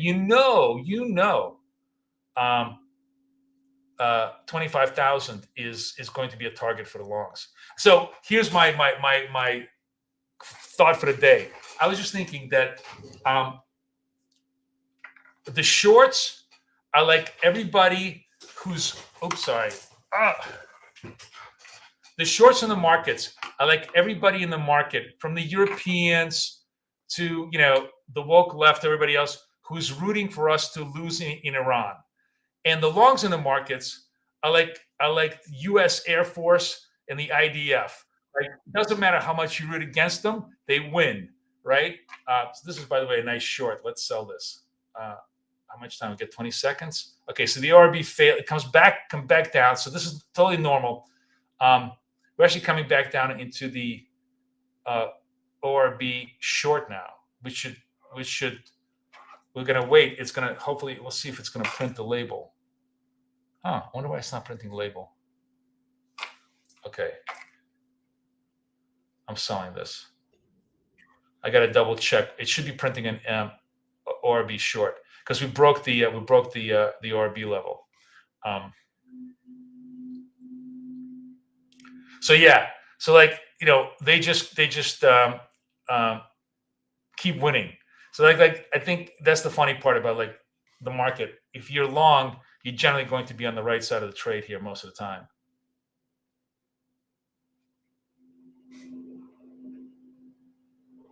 All right, so for some reason, I got to double check what the logic is, why it's not showing me. Oh, I know why. Okay. Sorry. When it does a short, this is just my own programming that I haven't fully done it. When it does a short, it only gives you the confidence level trade, the NYORB2. So if this turns out to be a red dot candle, it will give you a short trade. That's right. I forgot. I forgot my own rules, which is that when I want to short count a trend, and obviously we're above VWAP, so we're positive trend. Positive trend, we can take both 1 or 2 on the trade. But when we're in negative trend, contra trend, you only want to take the signal that is below. That is a confirmatory signal. So confirmatory signal is always NYORB2, right? The second trade, which is the confirmatory signal. So this is it's probably stupid of me to have gone short. And I actually want to, this give me a positive trade. I want to get out of this thing. Let's get out. Let's wait. This is a much better structure for us to go long. And because I'm in my eval account, I can be a lot more lackadaisical about these approaches. if this candle holds, we'll go too large right now. If it goes NY or B2. So far it doesn't, but if I get a second signal to the upside, we'll go the other way. So the as you can see, the key thing with the Vince protocol is you have to be you have to change your mind all the time. You have to be prepared to bleed small losses all the time in order to capitalize on the big runs. The big runs is when you get like nice trendiness and 1 2 1 2 1 2. You win double wins 3 or 4 in a row. Literally just puts you way ahead of the game in the day. And those happen all the time. You just have to be patient enough to kind of wait for the run to happen. But you can't take advantage of you can't win it if you're not in it. So you have to bleed a little bit in order to participate. It's not as fun as like every single trade I make is winning because I'm doing serious negative risk reward. But it is much more productive on a day-to-day basis. You can see, look, all the accounts are growing and they're not pretty. The equity curve is like this, like this, like this. I mean, the uglier the equity curve, probably the better your trade structure is. Nothing is more dangerous than a perfect 45-degree equity curve. Because life is for sure never 45-degree equity curve. So secondary trade, I'd love to add to this, but I'm a little bit I need to make sure this ends confirmatory. So if I have space, I'll add to it. If I don't, we'll get taken out. No, actually, we'll get taken out, and then we'll take a secondary trade. We'll just take a second single trade on NY or B2. But we got to be patient here because I cannot have this disappear and do. Okay, 2. Now I'm double trades. Let's see if this is going to help us. And we're here. All right.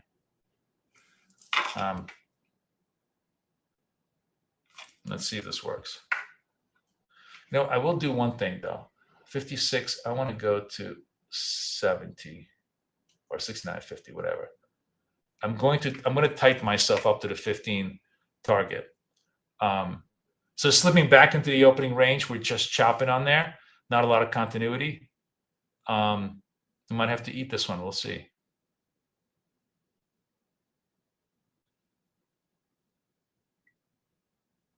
Remember, this is always the worst half hour to hour. The 9:30 to 10:30 is kind of always the worst hour to trade. Rarely do we ever get purely beautiful, trendy conditions. So, we're always just trying to make lemonade out of lemons. And then usually when I'm off stream, when all the money is made, right? Like 10:30 to 11:30, that's really the profit hour. Everything in all of my analytics says that's when I make all my money. Lucid, you want to know about Lucid? So Lucid, a very hot new firm. There are lots of differences between them and Apex. For example, they only allow you five accounts, right? Maximum. There we go. Come on, baby. Come on. Take me out. Come on. Hit it. There we go. Boom. All right, we're back in business, and now you see the value of the Vince protocol of the second ORB trade. I actually want, so guys, I want your very honest and hopefully very helpful UI input, right? These labels are pretty fucking cryptic. I mean, I know what they mean. Those of you guys who are like trade with me know what they mean. But if you're a new person, what would be the most explanatory way to label these labels? What they're basically telling you is that this is the first break of the ORB high, and this is the confirmation break, which is the really strong signal. Like, what should I say on these labels to make it much more intuitive for you to understand this? This one is pretty self-explanatory, New York session high, although I think probably if I just simply do S high, that might be a lot more intuitive than doing SH, which looks like, abbreviation for shit, basically. I'd like some suggestions in the comments, please. So please give me as many as you can, because I want to make it as easy as possible for everybody to understand, what does this label mean? Why the fuck should I listen to it?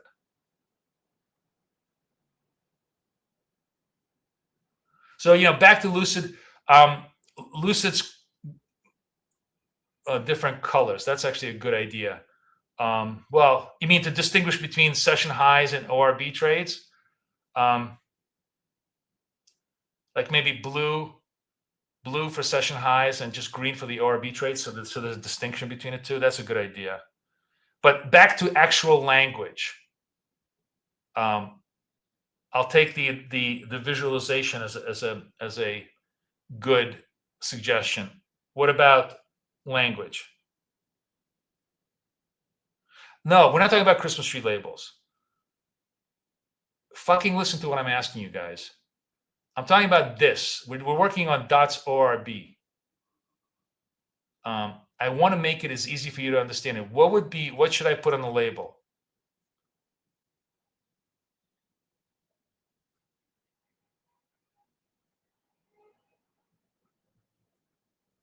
I like the suggestion of different colors. So we make the session highs green and the ORBs blue, right? And maybe, this would be neon blue, and neon blue means higher high, confirmatory trade here.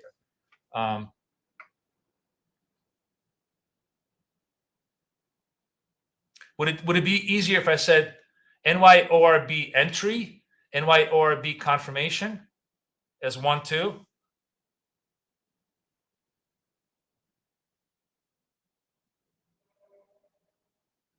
Okay, why don't you give me S high? Okay, so S high, I think that we settled on that. We're going to make it S high. Why don't you guys give me some palatable colors that you like? Remember, this is on the dark mode, so what would look? But I'm thinking this kind of blue, the same blue as the VWAP blue, would be pretty good for the ORB labels.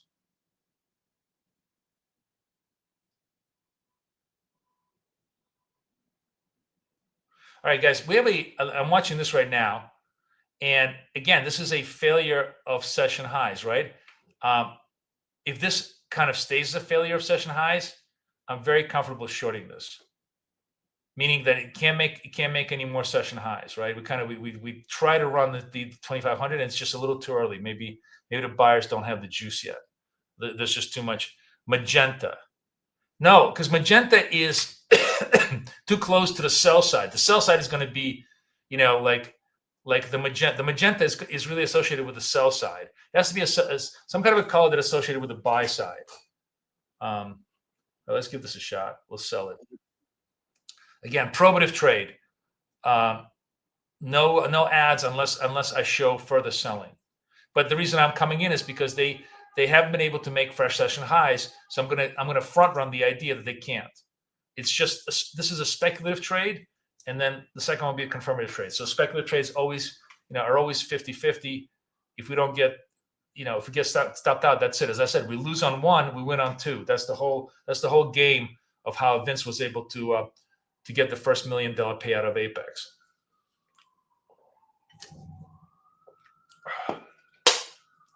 Cyan. Jesus Christ. Okay. I guess is that a kind of a blue? I guess it's kind of a blue. Okay.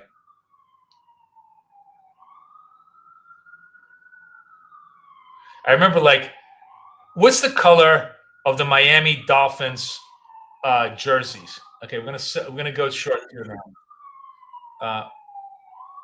Is that kind of a green that I have no do you guys know the actual green for the Miami Dolphin jerseys? There we go. Now I'm short too.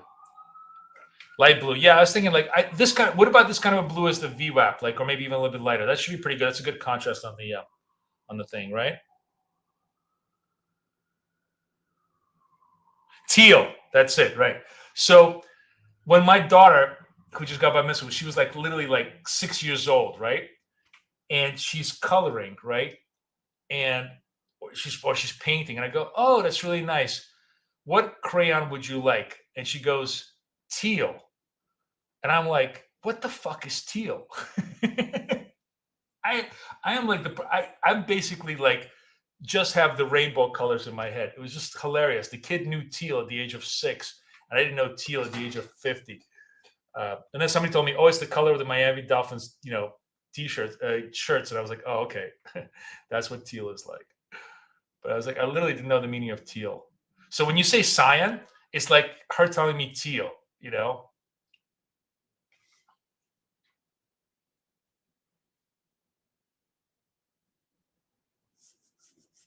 All right, baby.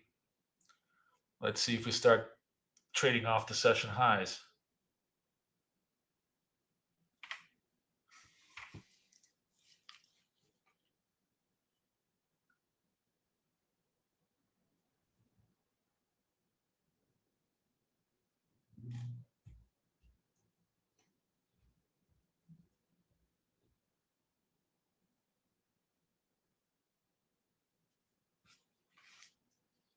A lot of choppiness here. And you can see, we are clearly in the chop zone here for a pretty long duration. So like what I want to show is, and I'm going to try to figure out like the best way to do this as an indicator. So sort of if you take the median, not the average, but sort of the median price movement, and that means, from the lowest low to the highest high, how much median, how much price movement has there been? Or no, sorry, it's not from the lowest low to high. It's from the last 10 candles, from this candle to this candle. Has there been any forward movement, right? Or maybe you could even tighten it to like a five candle range. Has there been any forward movement or downward movement? And if it's very, very small on like a 0 to 100 level, it shows. Let's say it's 50% of what the move. Basically, the idea is for trendiness to happen, you probably want like at least 20 points of movement on a 5-minute candle, right? There we go. Come on. Hit me. Jesus fucking Christ. Come on, get in there.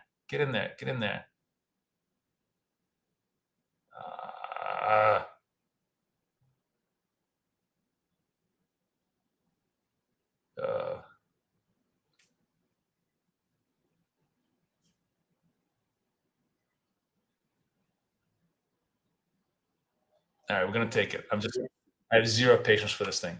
We'll take it. Still good money. We're almost at 200. The whole idea here is to run it up to 100, up to 100, up to 100, one step at a fucking time. So targeting 200 on this eval, and then we're going to target 300. And then we're just going to do this all day long until we get it to like 500. I told you, this is an idea that I borrowed from Kathy, which is honestly the greatest idea she had, because as I said, Kathy has an incredibly durable track record in Forex, right? Like literally 60 months worth of data, maybe even 100 months worth of data, where she has just been 80 to 75% winning on months. And like, no, I don't even know. I think it's in the high 70s on the months and low 70s on the weeks, but just incredibly strong performance. And she breaks every rule that every trading guru tells you. Let your profits run. Don't have a target, because you never know how much you're going to make during the day. Blah blah blah. You never know how much during the week. She has got the absolute opposite view.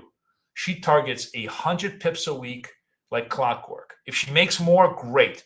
But the point is, she knows what the market will yield or what she wants to get, and it's amazing how when you have a hard target, money just grows. When you don't have a target, when you don't have a target in view, you are all over the place. You don't have a consistent performance. So I basically borrowed her idea, and I said, my target is $100. The next $100. That's what I'm targeting. That's what I'm working on. I'm not looking to make one big winner that that pays for my day or shit like that. And then if I get that 100 target, then I'm working on the next 100 target. That's it. One step after the other one. By the way, you see me, I totally pussied out as usual on my process. And we could have had maybe 20 more points on this thing, 20 more ticks. But whatever. You get better as you do this more, I think. But definitely yet another example of me wimping out on process. Thank you, Hasty Traveler. I'll let Kay know that.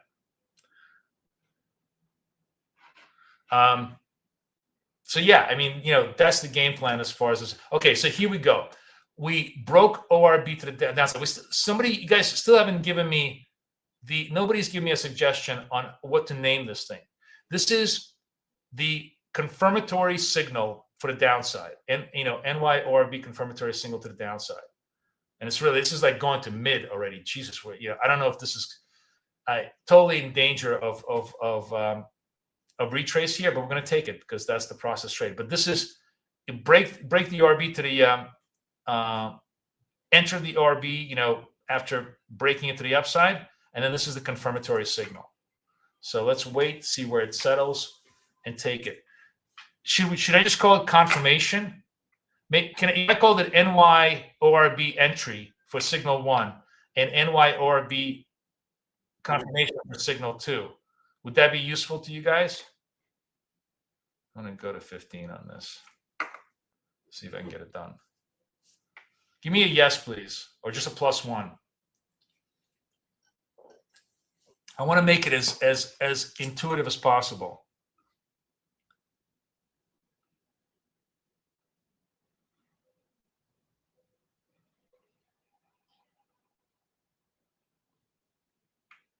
Thank you, Clean Sauber. Anybody else?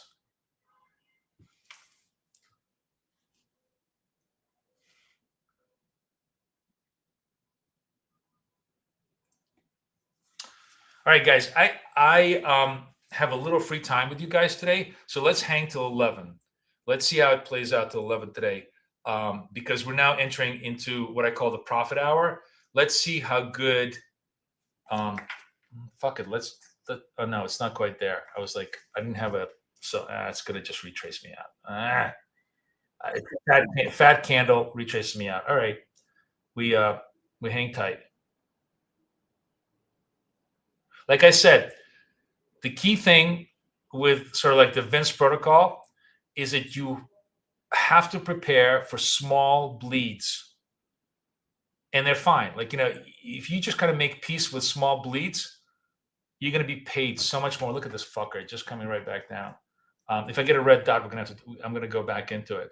And the reason why I'm taking small bleeds is because, yes, I know I have a tiny little stop, but the point is, for every stop that I escape, the stop that I take is going to be very expensive. It's just a matter of like, what do you really want to do? There's always a trade-off in the market, and you need to accept your trade-offs before you could really commit to your process. All right, everybody likes my idea. So if 1 becomes entry and 2 becomes confirmation, and that makes it a lot more intuitive for people to watch the ORB trades.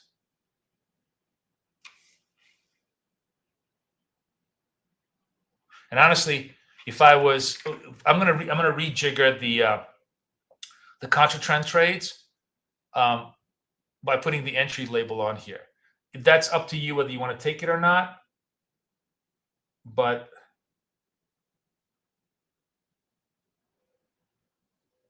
all right, watching this, if I get a dot, I'm going to short this. Okay, short. We short this. Let's see if we can get a move.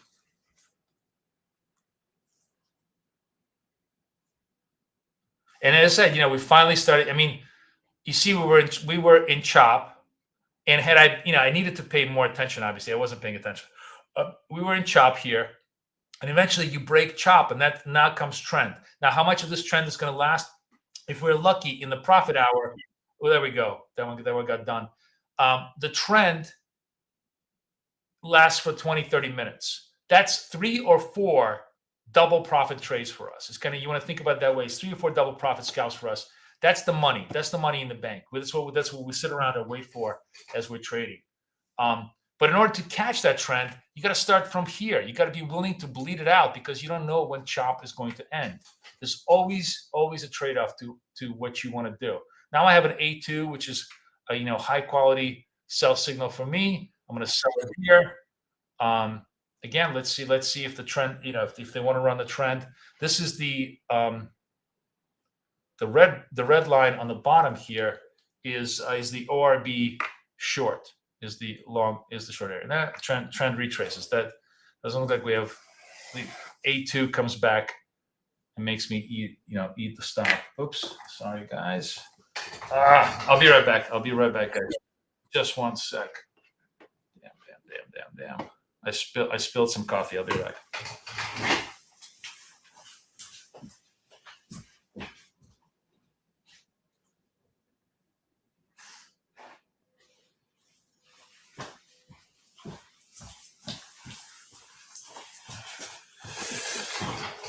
Oh my God, I can't believe how much better I'm actually able to walk. Holy shit. You never appreciate life until it's taken away from you. All right, not a trade here. Why is this like white dot not a trade? Anybody want to tell me? What's making me hesitate here? It's the slope, right? It's a red slope. We got nothing on the slope here.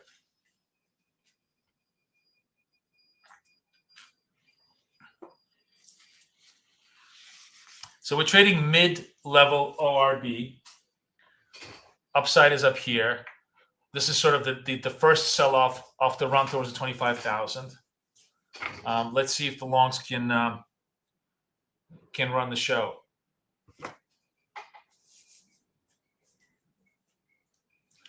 Or maybe we test the lows.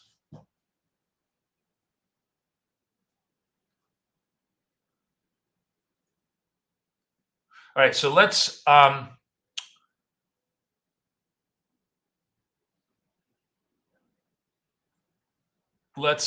coordinate on what we agreed on. The ORB sell trades will be magenta. The ORB buy trades will be cyan, right? Cyan, however you pronounce it. We give that a shot. We'll put the ORB entry and ORB confirmation as our signals, and we'll put S high, S low, standing for session high, session low, as our monikers for labels. That will make everything in the indicator very, very intuitive. Correct? Everybody agrees with me? So you see why taking the white dot on a red slope is generally a sucker bet. That's why we didn't take it. Now I have a purple dot. I want to sell it. We'll see if there's any continuity. We're still trying to trade that continuity move.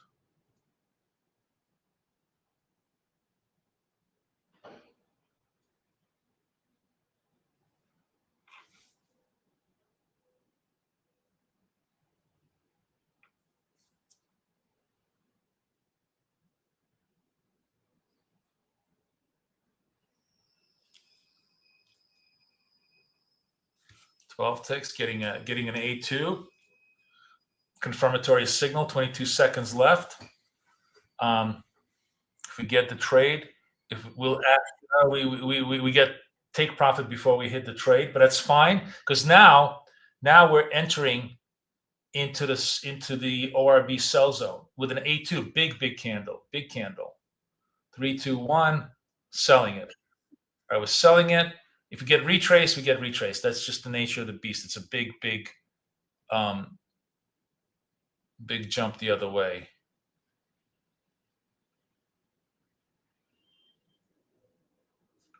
I mean, that's always the since I'm trading, I can't trade any smaller size than 1, and I don't want to trade size 2 because I think that's a little bit too large. I mean, I'll have to kind of look through data. I have to look through data a little bit later. I got stopped out on the retrace. That's fine. And we'll just wait for for more ideas. So this is really back. We dropped to the ORB, came back up into it, and now we're going to lose it probably again. My view is that they want to target session highs. excuse me, session lows. I'm sorry, session lows. So if this if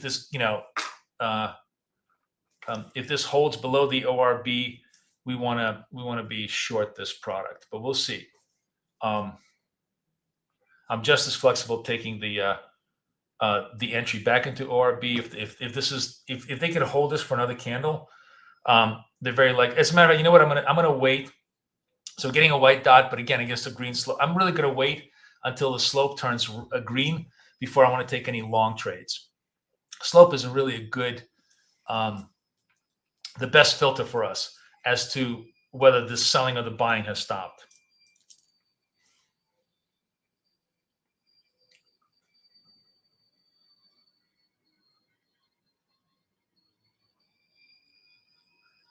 See, it comes back down, back into the session lows, but not a dot. If it becomes a dot, that becomes an ORB confirm. So we're going to wait for the ORB confirm. There we go. NY ORB confirm. Let's see if it holds that.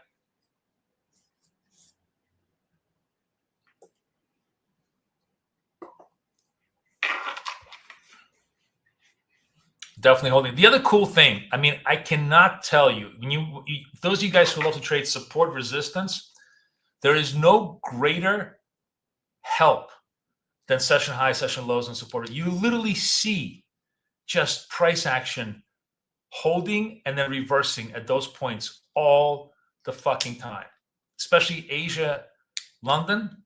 God, it's like the easiest. It's like taking, baby from a candy. Baby from a candy. It's like taking baby from a candy. But it really is that simple. Like, it's amazing. Like, if you watch this indicator trading London and Asia, just super cool to get in front of those edge lines and get through it. All right, so this is the second move through the ORB entry. Again, I'm going to wait for the confirm. I'm really not committing until I see a little bit of confirm.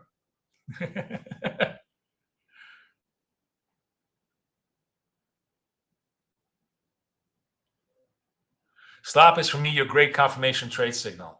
What do you mean by that, Sabra? Can you explain a little bit? Okay, here we get the confirm to the downside. 15 seconds. Doesn't hold. Does not hold. I want to see the dot. Actually, it's not quite the confirm, because what you see is that the algo is going to tell you it's going to start counting from this level on. So now only this one will become a confirm, because it resets itself. Once you have a contra move through the ORB, everything has to reset with a 1-2 structure. You can't use this one to confirm this one, because you already broke the high. That's the logic. It makes a lot of sense, and you want to kind of trust the process of the logic. Like right now, we have the move through the downside. If this thing breaks to the downside, prints a red dot, that's going to be a confirm to the downside. If it holds right now, it's basically showing you that they're really consolidating around the ORB level, and they're not, right in front of the session lows, and they're just not willing to let it come down. There's just, there's clearly a lot of buying here. And the cool thing is, you don't need the footprint, you need the volume, you don't need anything. It's obvious in the fucking price. The price is telling you what's going on. We don't need to complicate ourselves. I mean, I know and I love Sam, and I think it's great that he's trading footprint, but he's, I always feel like everything he's saying, I can totally confirm on my price levels.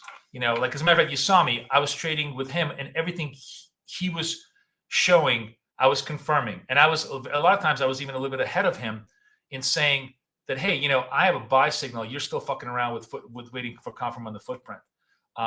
So my whole point is that they're great tools, but you could absolutely just use this and be pretty confident that you're going to be at the right pivot points.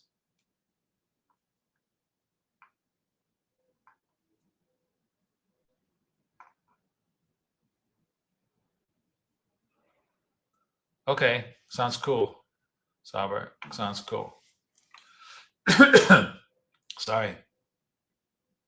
Sauer, by the way, has been killing. He sent me, and I'm happy, guys. Please send me. Okay, so this is the first.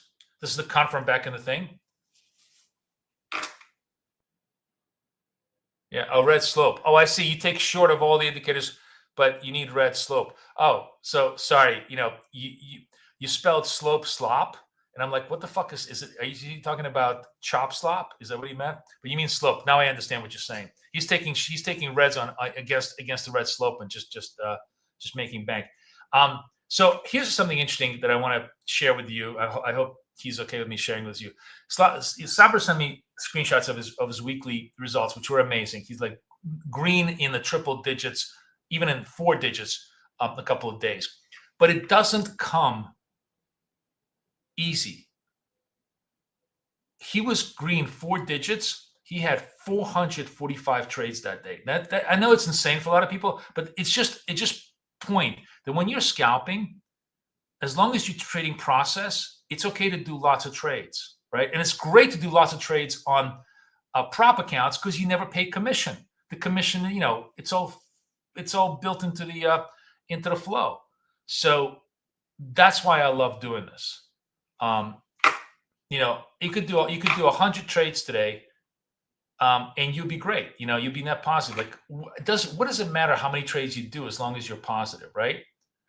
And as long as you contain your service. Now, people are gonna say, "Oh, I only want to do 2 or 3 trades a day." Fine. You know, you want to do 2 or 3 trades a day, then trade the ORBs. There's going to be 2 or 3 in each session. There was 2 or 3 here. There's going to be 2 right now, and take those. You can do that absolutely. But if you want to scalp, don't ever put a limit to how much you want to scalp. As long as you're trading process and not bullshit, you can easily do 100 trades a day and be totally fine. Right? I'm long this on a confirm. Let's see if it holds. You know, so this is the NYORB trade 2 on a confirm, right? And it held. I probably should. I would have gone white dot over here, but I was yapping because the interesting thing about the white dot is the slope started turning green right on the white dot, which would have been good for us for a 1-2 trade. But you know, we'll see. We'll see how it goes. What time is it? Oh, got 10 more minutes. Wow, man. Time is flying by today.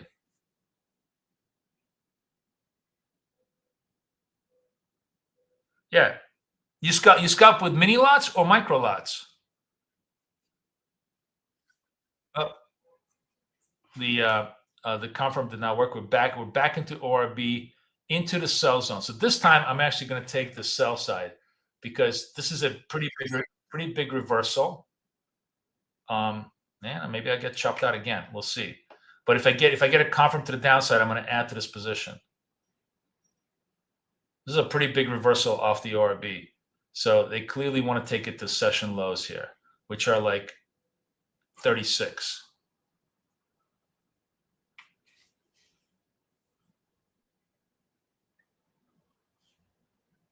Micro lots. Yes. Yeah, the same with me. You never get hurt with micro lots. Wow, we are just chopping. Come on, baby. Don't do me dirty. We're really chopping this huge amount of tug of war between these two camps here. And okay, fine. If the buyers were able to hold this, I'm going to go back with a buyer's now. Because again, it's not I have zero loyalty to who's going to be the winner here. I just want to get on the right side. And if I'm going to bleed out, I'll bleed out. But I'm only going to bleed out once. But if I get on the right side with 2s, I'm going to make it all back with gusto. But this obviously, you know, this is I'll be the first one to admit this is very, very ugly price action. It's pure chop. I'm going to try to create my chop indicator just to show you how choppy this whole structure is. And what you need to do here is just be patient enough to wait for it to break out a chop. Just, you know, stay alive until the move goes your way. Coming back into the ORB zone. Jesus, unbelievable. They're really no conviction either way. It's just really a two-way market. And surprising because it's 10:30 This is when we should be creating some trend moves. But this could be Monday. This is FOMC week, really, really crappy week.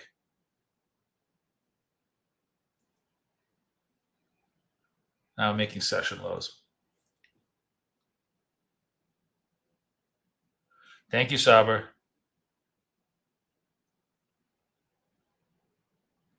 Saber, they want to know what TP and stop loss you're using for scalping. You want to tell them?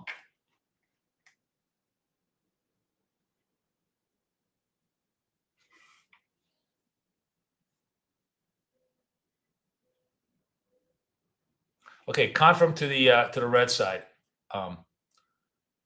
We go. Which I'm just waiting for the candle close as always.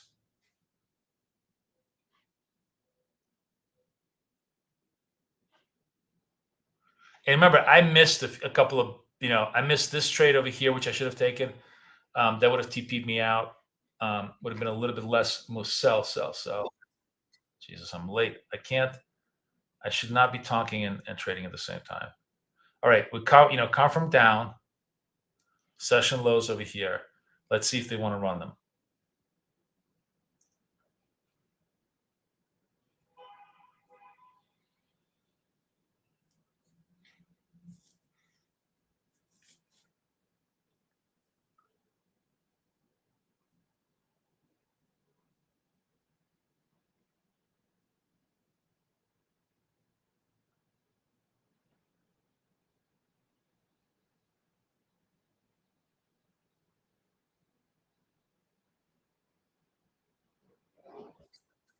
I don't.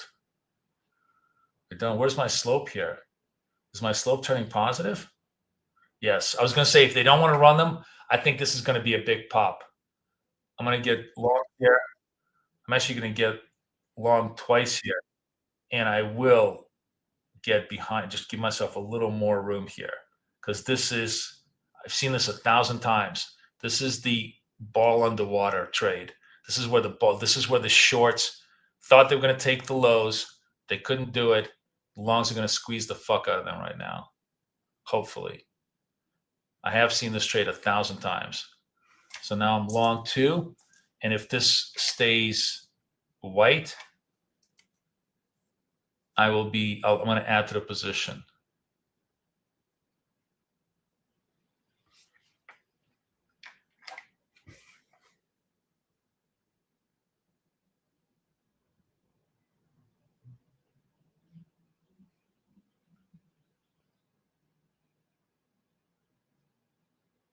Four, 3, 2, 1, buy.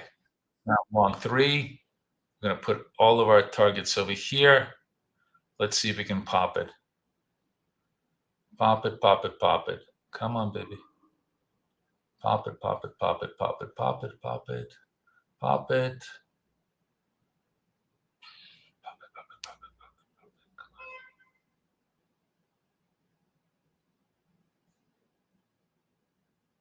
Pop it. 78, 82. 82, 82, 82.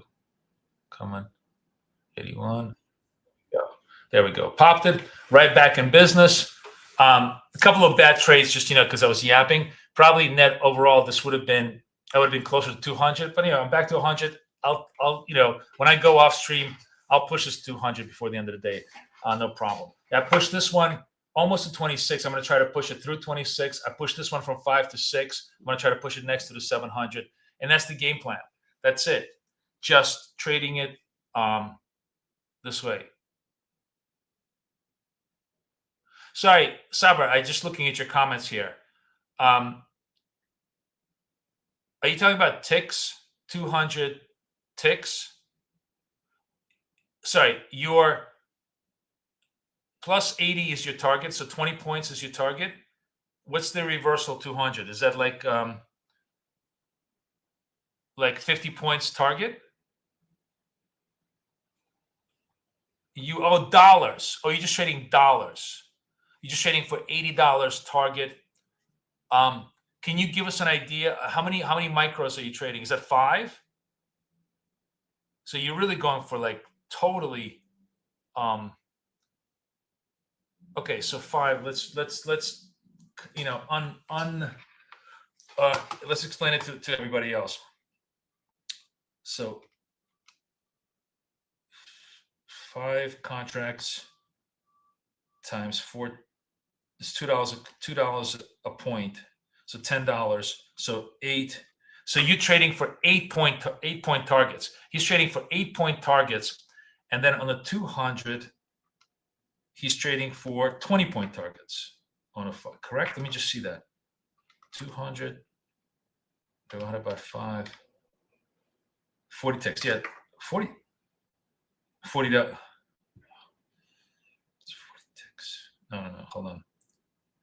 200 divided by 2 divided by. Yeah, it's $10. Okay, he's trading for $8 continuation trades. Sorry. 8 NQ points continuation trades and 10 NQ points reversal trades. So he's really, really, really tight on his targets. I'm trading for 20 points or 15 points. I'm trading for a little bit longer, which is why you see my trades take a little longer time. But basically, that's it. By the way, did I not tell you that when they reverse this thing, it is like a ball underwater? Did I not tell you it was going to pop like a motherfucker? And it did. This is a trade I see over and over again around the ORB. This is why the ORB is just such a great little indicator. You want to talk about support resistance? There's just no better indication of support. There's only 2 points of support and resistance that are real in the market: the highs and the lows and the ORBs. Everything else is completely subjective, right? So, yeah, it's really interesting. It's really, really interesting.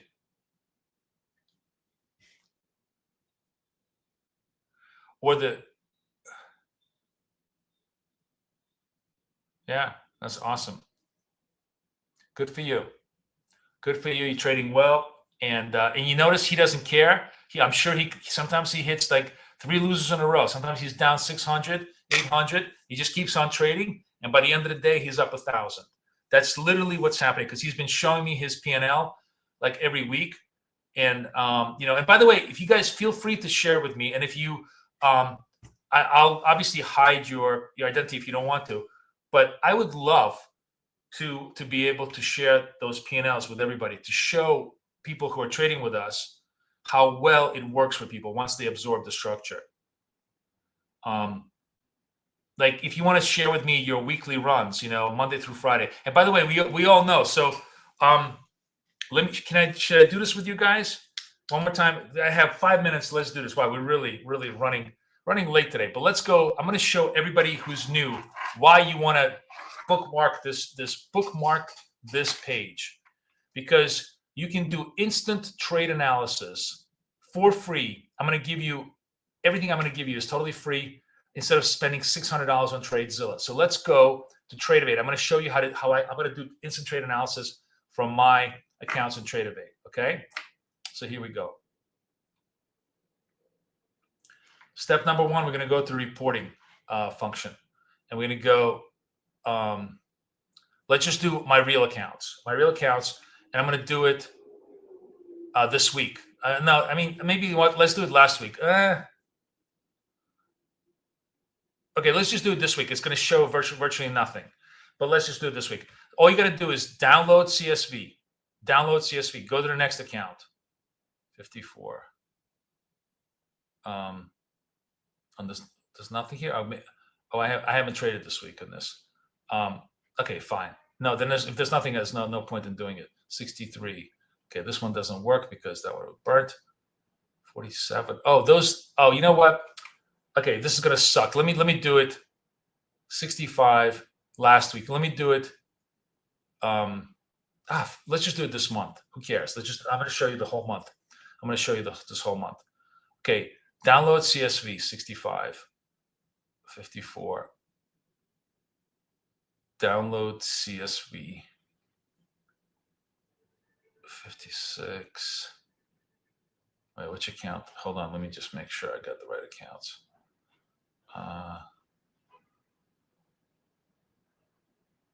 Yeah, 56. 53, okay. Because I have so many accounts. Download 66. Download 47. 58. And 64.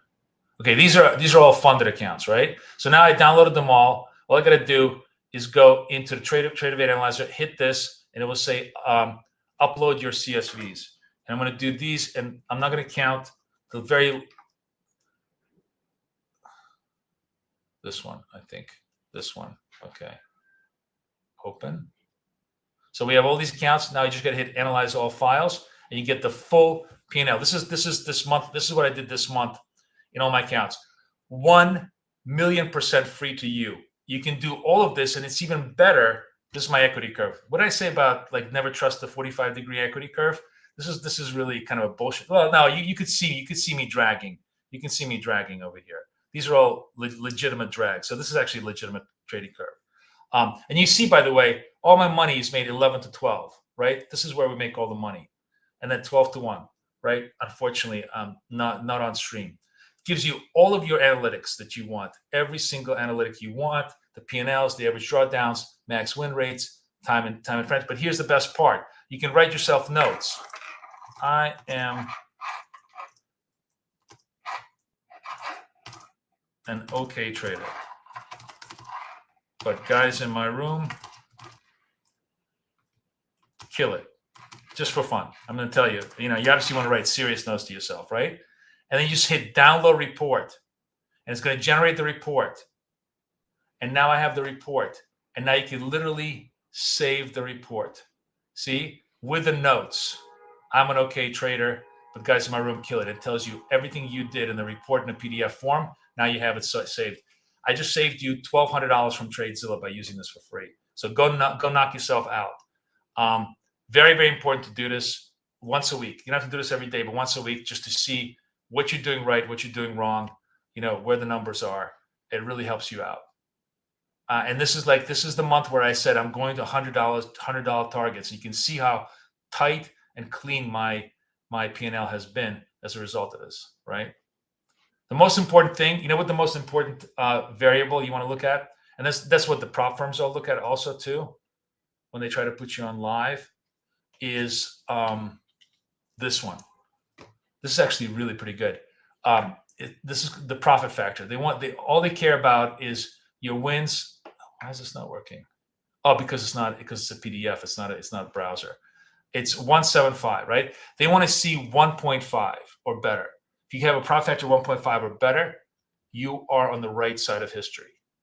If you have 1.01, you're winning. But 1.5 really shows a good profit factor. That's really the only thing that you want.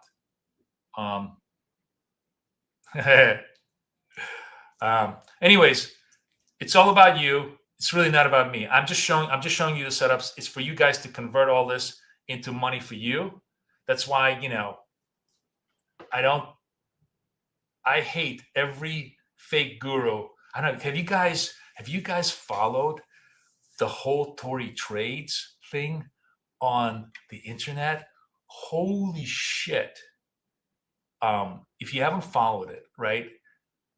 She has been sort of representing herself as like this girl who came from a trailer park and started trading and made all this money, charges $6,500 for essentially a trend line break course. I mean, if anybody can tell you that trend line breaks are a 50-50 proposition on a good day, they generally can be like a 25-75 against. But anyways, she started posting like all these, $13,000 wins, $12,000 wins. And without realizing that in this screenshot, it says paper trading on Tradeovate, because Tradeovate will show if you're paper trading, and claiming those are her wins, and just getting roasted on the net. And every guy who's driving a Ferrari, and then before that, she published a video of her driving a Ferrari. Every guy who's driving a Ferrari is making that money from you, from fucking bullshit $6,500 courses. I try to do the exact opposite. I don't show my results are actually inferior to most of yours, because my job is not to show you how much money I make. My job is to help you make the most money you can. So please tell your friends, come on the stream, come trade with us. We do this every day, and I do it for real. Funded accounts, real money, real trading. So hopefully you guys enjoy it. I'll see everybody tomorrow. Take care, guys. Bye-bye. Yeah, Doyle was exposed too. Doyle was another bullshit.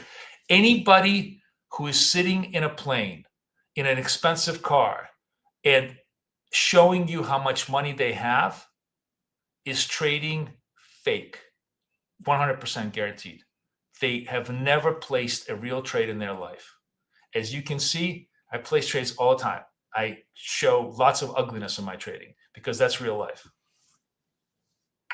So anyways, thank you guys. I know you guys are all killing it with the indicator. Thank you. I'll see you guys tomorrow. Bye-bye.